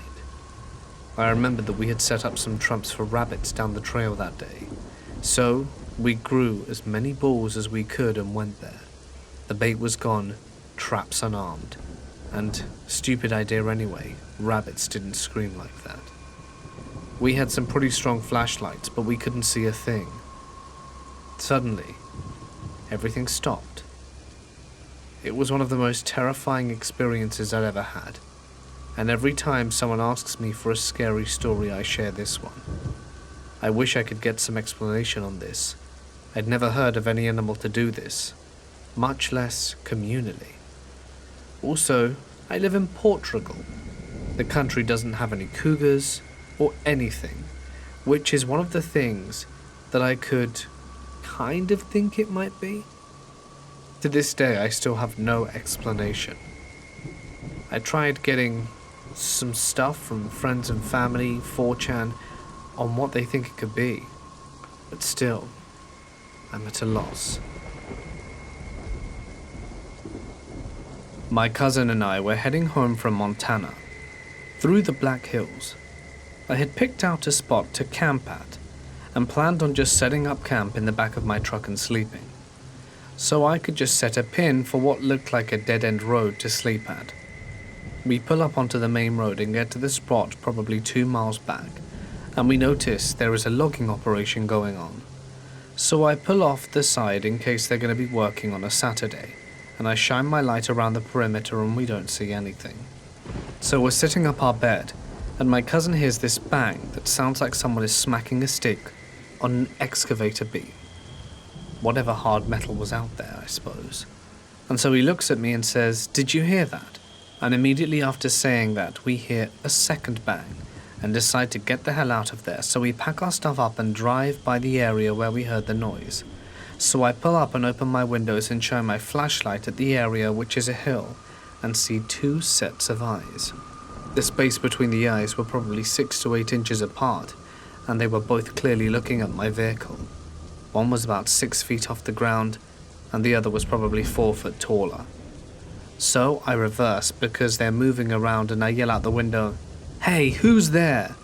I don't get a response, but just drive the hell out of there. Ended up concluding it was probably standing on some sort of equipment, but I'm not sure what those eyes were. I'm going to speak to the local rangers and community tomorrow. I really need to know what happened in Hay Draw. Dead of night. I woke up to the sound of shoveling.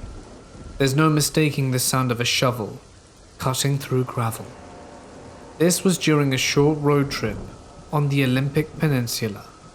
My partner and I found a free designated camping area near an OHV public use area. It was already getting dark as we turn off the highway, go down a short dirt road, turn right, and it opened into a roughly circulated clearing, 200 feet across. 5 small campsites, each with a fire ring and picnic table side by side up against the back of the clearing, with small strips of recently planted vegetation separating the sites. The leftmost site was occupied by one of those 10 by 10 easy-ups, with the walls all zipped up and no car around. We took second from the end, planning a big hike in the morning. We set up our tent, didn't bother with stakes, just hopped in and called it an early night. 2 a.m. rolls around, and I wake up to what sounds unmistakably like the sound of shoveling. I listen for a little while, and it's coming from the first site. I can see the glow of a lantern through the tent wall, and hear the beat of some EDM. I wake up my partner, who usually sleeps with earplugs in, and she immediately can see something is wrong by the look on my face. She sits up, and we start whispering. "I don't know, I just woke up. We should go." At that point the shoveling stops. We hear footsteps on gravel, and then the EDM gets cranked right up to 11. What the hell? We both squirmed out of our sleeping bags at this point, not wanting to make the zipper sound, and are sitting upright making a plan. "You take the car keys, hop in, start the engine, pop the trunk, don't forget to unlock the passenger door. I'll collapse the tent and stuff everything in, and then we get the hell out of here." Then I heard it. Heavy breathing, moans, grunts, all of it coming from the first site.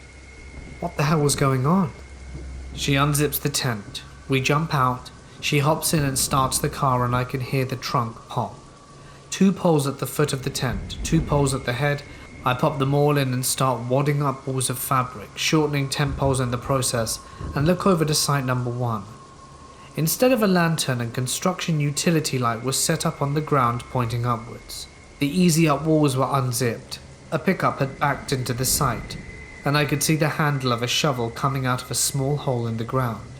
And in front of this, a man and woman, naked, straddling the picnic table.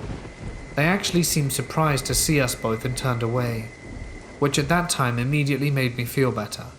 At least they had the presence of mind to be embarrassed. I didn't stop to say anything, crammed the tent mass into the trunk, jumped in the car and just drove away. What did we just encounter? I lived in southern Oregon at the time, on a 30-acre ranch. Our property backed up to a river, and across from the river the woods. I came home from work one night to an empty house, and as I'm walking to the back door from my truck, I hear rustling in the bushes. We normally get a lot of deer traffic through the property, so naturally I just come and yell, "Hey!" It wasn't a deer though. Nothing ran away. Instead, I hear whatever it was come through the bushes, take 2 huge steps towards me, and takes breaths, exhaling loudly and deeply, unlike anything I've ever encountered living out here. I froze up for a second, and the hair on the back of my neck stood up as I realized this thing was a lot bigger than I was. I ran inside, turned the spotlights on but didn't see anything. I've told people this story and they always say, "Oh, it was a bear or an elk." I'm familiar with bear and elk sounds, and the only bear we have out there are skittish black bears. What do you guys think it could have been? The 2 steps towards me sounded like a man stomping as hard as he could, and the breathing was deep and gruff, almost like a bull. I went camping near Solvang, California, with just myself and my 18-pound schnoodle. It was early in the season, maybe early March, and there was no one else in the campground. The campground didn't have any hosts. It was first come, first serve, pay as you stay in a Dropbox type of place. The campground was on a slope, and there were trees, but the trees were not too thick, so you could see most of the campground if you were on the upper part of the slope. Since I was alone, I picked the campground on the top right. It was a pretty remote area, so in the pitch black at night, everything was good for a few days. We went to the beach and walked, and I did a lot of droning. One day, there was this truck of about 3 guys that came to the campground, and they were shooting at trees and smoking weed and drinking. They saw me and were staring hard. I'm female and started to feel uncomfortable, so returned to my tent, and eventually they left. Later that night at maybe 2 or 3 in the morning, I woke up to the sound of an engine and bright lights. I peeked out of an air vent in the top of my tent, and all I could see was a truck parked right in front of my campsite. The high beams were on, and I couldn't see anything else because it was so blinding. The truck stayed there for about 30 seconds, and then all of a sudden the horn sounded. My poor dog who was barking started to whimper, and then shake super hard. I don't know how long they blasted the horn for, but it felt like forever, and they were revving the engine too. Eventually they hit the gas and came flying up the slope at the tent. I freaked out and ducked down and picked up my dog. They flew right by the tent, blaring the horn and yelling out the window. They drove by the campground, not on the road, but through all the campsites and through the grassy field area. I don't know how they missed the trees. They shot guns from the windows and did a couple of drive-bys and then drove away. Writing this out now, it doesn't seem very scary, but it was terrifying at the time. I didn't know if they were going to come in and kill me or rape me. I didn't know if I was going to get run over or anything. The next morning, I left. I live in a really small town in Hungary. At the very end of town, just me and my neighbor next to a forest. We have been playing a lot in the forest, and we saw strange things in there from a very young age. My friend Barland showed me about Bigfoot. I immediately opted to take a look for it in the forest. Keep in mind I was 7 at the time, and we went with a hatchet, knife, flashlights, and food, and swept through whichever area we could. Part is separated by a train track, and also the ruins of a house. There was a bridge under the train track for the river passing under, and there we found large patches of fur. My friend kept a sample from it. We also have a ranch as we keep horses, and some fences were scratched, torn and broken in half, some even gone, and in the scratches, bits of fur. So we kept going back to try and find Bigfoot. We set up traps, bait, and even went camping, sometimes sleeping in the forest, having watches at night from my house. Here are some encounters. The first time was a patch of fur. The second was a human-like creature eating parsnips from the barn we had, which I saw at night while feeding the dogs. I told Father, and we came back with his gun, actually seeing the thing run away. even faster, as I didn't know who or what it was. And this is the kind of person who will be slapped by an alien and not believe it. One time my friend's rabbits were cut open and freed from the cages, almost surgically precise, with half of their insides missing. Then during a late night sweep, I laid down to tie my shoe while my friend was looking around, when a 6-foot-tall thing ran past me towards my friend, who jumped, and his flashlight threw a clear view of it. It was definitely nothing from this world. 6 foot tall, light brown hair, and built like the Hulk. The thing ran over my friend, literally leaving him with a broken rib, and we never went back to the forest since.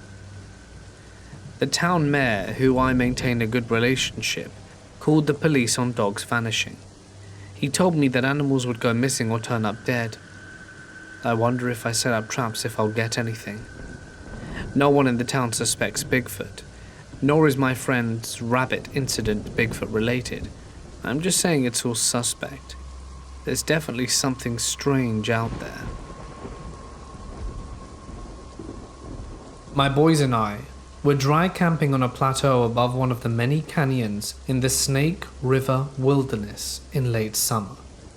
The first night at around 1 a.m. we saw several lights rise into the sky, what seemed to be about 10 miles away. We immediately thought it was just drones and thought nothing of it. Then we started seeing flashing amber lights reflecting off the canyon walls, so naturally my curiosity compelled me to see what was going on. We got in the truck and started driving down the only road in the area, hoping that we could get close enough to see. After about 30 minutes everything went dark and we never saw any more lights. We never did find out what it was. On the second night, we had just gotten to sleep when I was awoken by wolves howling.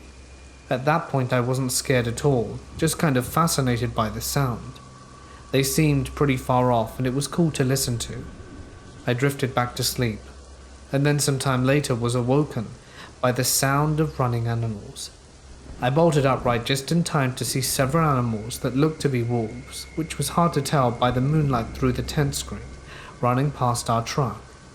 They never stopped, just ran ahead of us. It is the only time I've ever seen wolves in the wild, and it was intimidating to see just how big they really are.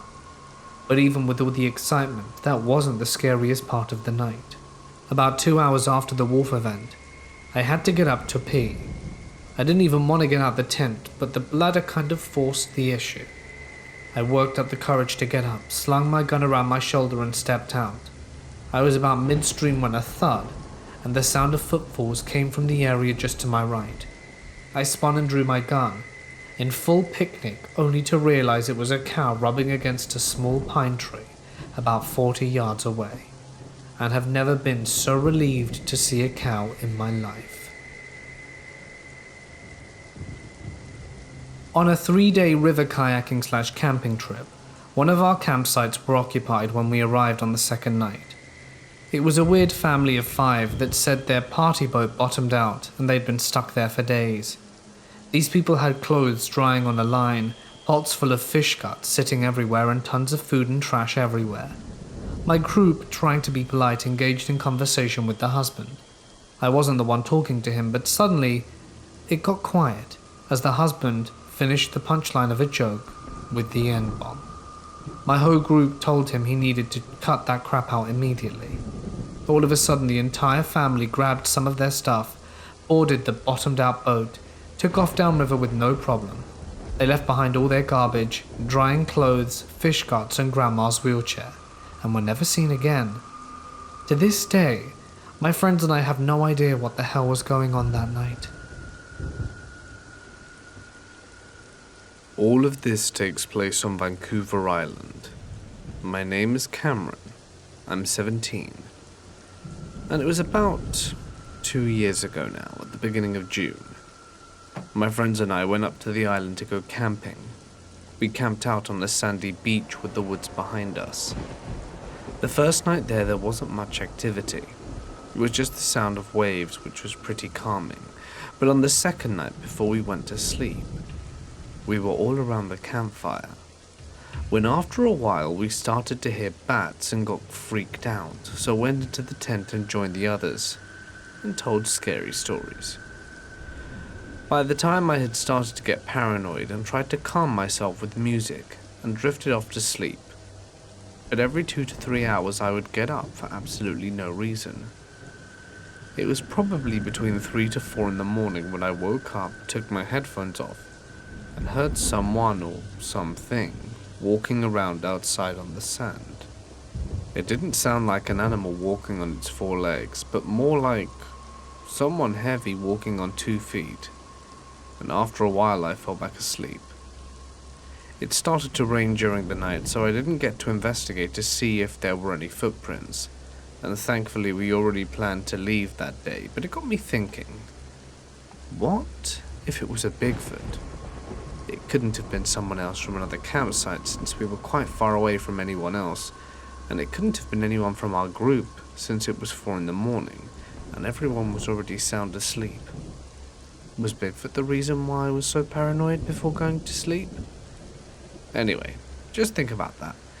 For now, I've got another story. All of this has been happening for almost a year. I also want to point out that I live by a small town near the native reserve. My house I live on is on the reserve side and has bushes at the back of the house, so we would always hear of bear sightings and cougar sightings around here, but I've never heard any of those at the time this happened. I've lived here in the same house for almost my entire life, and never had any experiences like these before. One night I was trying to sleep downstairs in the living room on the couch. The couch is right next to the window, and our backyard at the time didn't have a fence around the garden or yard, although we do have a wooden porch we made. I was trying to sleep on the couch when I heard something move in the bush and turned off my music to listen. And I hear it happen for a few seconds, and the next few minutes I hear what sounds like someone heavy walking on the wooden porch. After a while it stops, but a few seconds later I hear 2 taps on the window, so I run upstairs. All of this happened around Christmas at 1 going into 2 in the morning. Every few nights in summer, I would hear something move in the bush, like someone walking around big tree branches. I've never gone back there to take a look, but I've noticed an almost dead tree taken down somehow. It's never windy in the summer, so someone or something must have done that. Usually every morning my mum would open our back door to let our dog out in the back to use the washroom. At this time, we have a fence around the garden and a yard and have 2 gates.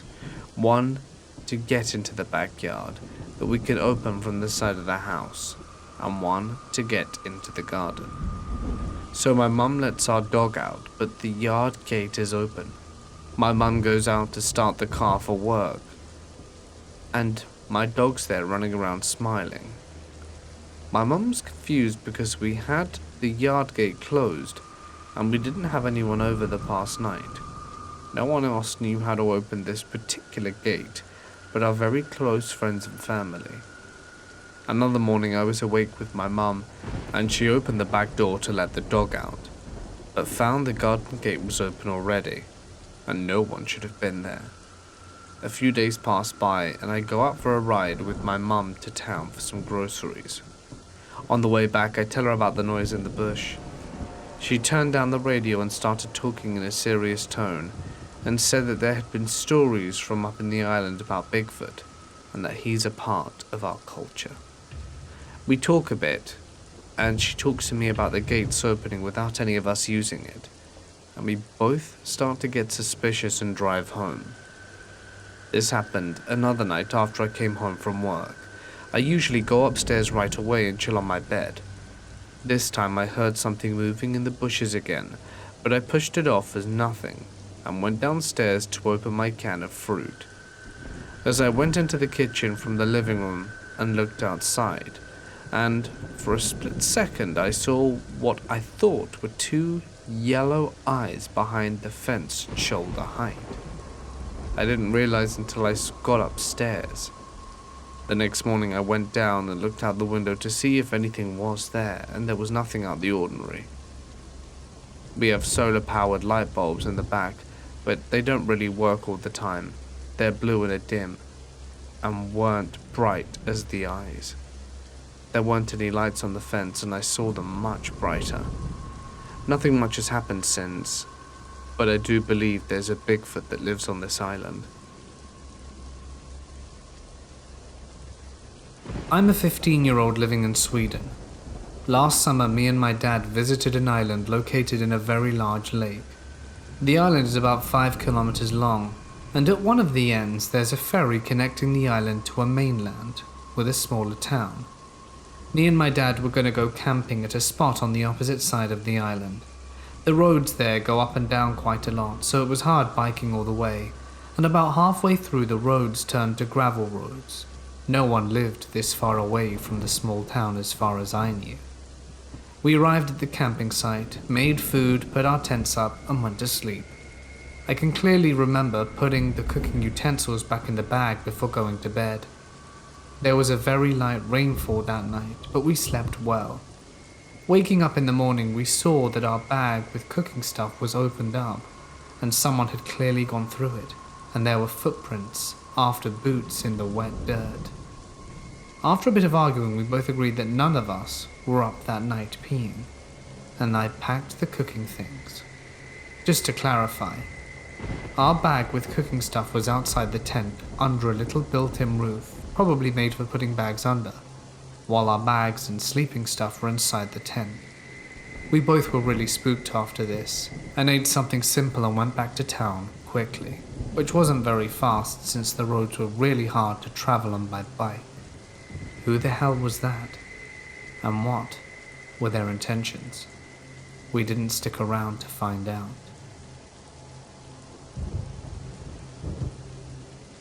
I was camping at the lake at the Horns of Alberta. It's about a 12-kilometer hike and 700-meter elevation to get to the lake. Most of the elevation is in the last 500 meters when you hit the headwall. We knew ahead of time that you weren't supposed to camp at the lakes, as there isn't any flat ground or tree cover. Instead, you camp below the headwall. However, for multiple reasons, we decided to camp at the lake where we found some flat, small squares of land that we could pitch a tent, although it was like 5 meters away from the water, with no tree or even a bush to cover at all. We did this for a few reasons, because we wanted to avoid mosquitoes which had eaten us alive the night before, since we had lost our bug spray. One of our friends was new to hiking and didn't have the energy to hike back down, and it was also just an amazing view. Fast forward a few hours and the strongest winds I've ever felt in my life began pounding us. Our tent, which was pegged in and had our bags inside, got lifted off the ground and almost flew into the lake. We managed to grab it just in time, and I was holding onto the tent as everyone else was grabbing everything we had, and we're just going to sit in the tent until the winds died down. During this time we were getting absolutely soaked, a bit because of some rain, but mostly because of the wind lifting up spray from the lake. Then this one gust came and hit me so hard, I felt like I might get lifted off the ground and pushed me forward to fall onto the tent, which ripped the fly. Once the initial rip had happened, the wind tore it open and off the tent. At this point we decided to take the tent down and pack everything in our bags, otherwise everything else would get soaked without the fly. I should mention that during all of this, I was tripping on shrooms. Thankfully it wasn't turning into a bad trip. I was actually laughing so hard and felt the deepest sense of adventure I have ever felt in my life. Though I was quite scared, we would have to spend the night sitting on the ground getting cold and wet and no sleep, followed by an absolutely miserable hike out the next day. At this point, we could have tried to hike down to the headwell to the main campsite, but it was getting dark, windy and wet, 2 of us were tripping, and I'm glad we decided not to do this, as one of us could have easily fallen off the cliff and died in these conditions. It's sketchy enough hiking down in perfect conditions. Instead, we sat beside some bushes on the opposite side of the lake and prayed the wind would die down soon. After an hour, things had eerily calmed down, and we decided to set up the tent again, hoping that the fly would still be usable. We did everything we could to secure the fly to the tent, and it seemed like it might hold, but if another gust of wind came, it would surely rip it off, and if it rained, it would suck. Thankfully, despite some more wind in the night, during which I was lying awake praying that the fly held, it did indeed hold, and we made it through the night dry, with a few hours of sleep. I want to start by saying that I've never been a superstitious person. I'm not religious and have never believed in ghosts nor spirits. I study physics and have always been a skeptic, which is what makes this story, for me at least, the more weirder. I was a freshman in college and I was going camping with some new people that I had just met. We were going to a mountain where I had been camping many times before. We get there at 1 p.m, set up camp, and it slowly gets dark, and I get more and more drunk, but not too drunk. At this point we're all gathered around the fire playing charades, but it's around 10 p.m. Our campsite is among the trees, and there's a large hill about 20 feet behind us. I have to pee, so I get up and start walking up the hill so that I can pee on the other side of it. The moon is nearly full, and I can see perfectly fine. I get to the top hill and begin to walk down the other side, which is a grassy clearing that meets up with the tree line. Now, right as I'm pulling my pants down, I look at the tree line and freeze because there was a figure standing there 20 feet away from me. At this point I'm so drunk that things are spinning, but I realize what I'm seeing is not normal, and I get a grip. I try and look at it, and this is what I remember. It was standing on two legs, its entire body was white, and it was definitely facing me and looking at me, but I couldn't see its face exactly. It had a large head. It was so white that it was almost glowing in the moonlight. I honestly don't know how long I stood there and stared at it, but it was a while because I was in shock. Then it turned around and returned into the forest, walking on two legs. I ran back to the fire and told everyone what happened, but didn't want to sound crazy, so I tried to be calm and nonchalant. Everyone was so drunk that we all brushed it off and forgot about it 10 minutes later. I even forgot about it until a month later when these memories hit me. It's been on my mind ever since. It has really made me question my beliefs about the unexplained. What could it have been? Has anyone ever experienced anything like this? This happened in southern Arizona.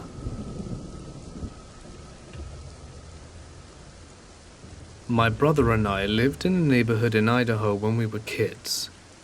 The school to my house is just a few blocks, so we always just walk because it's close by.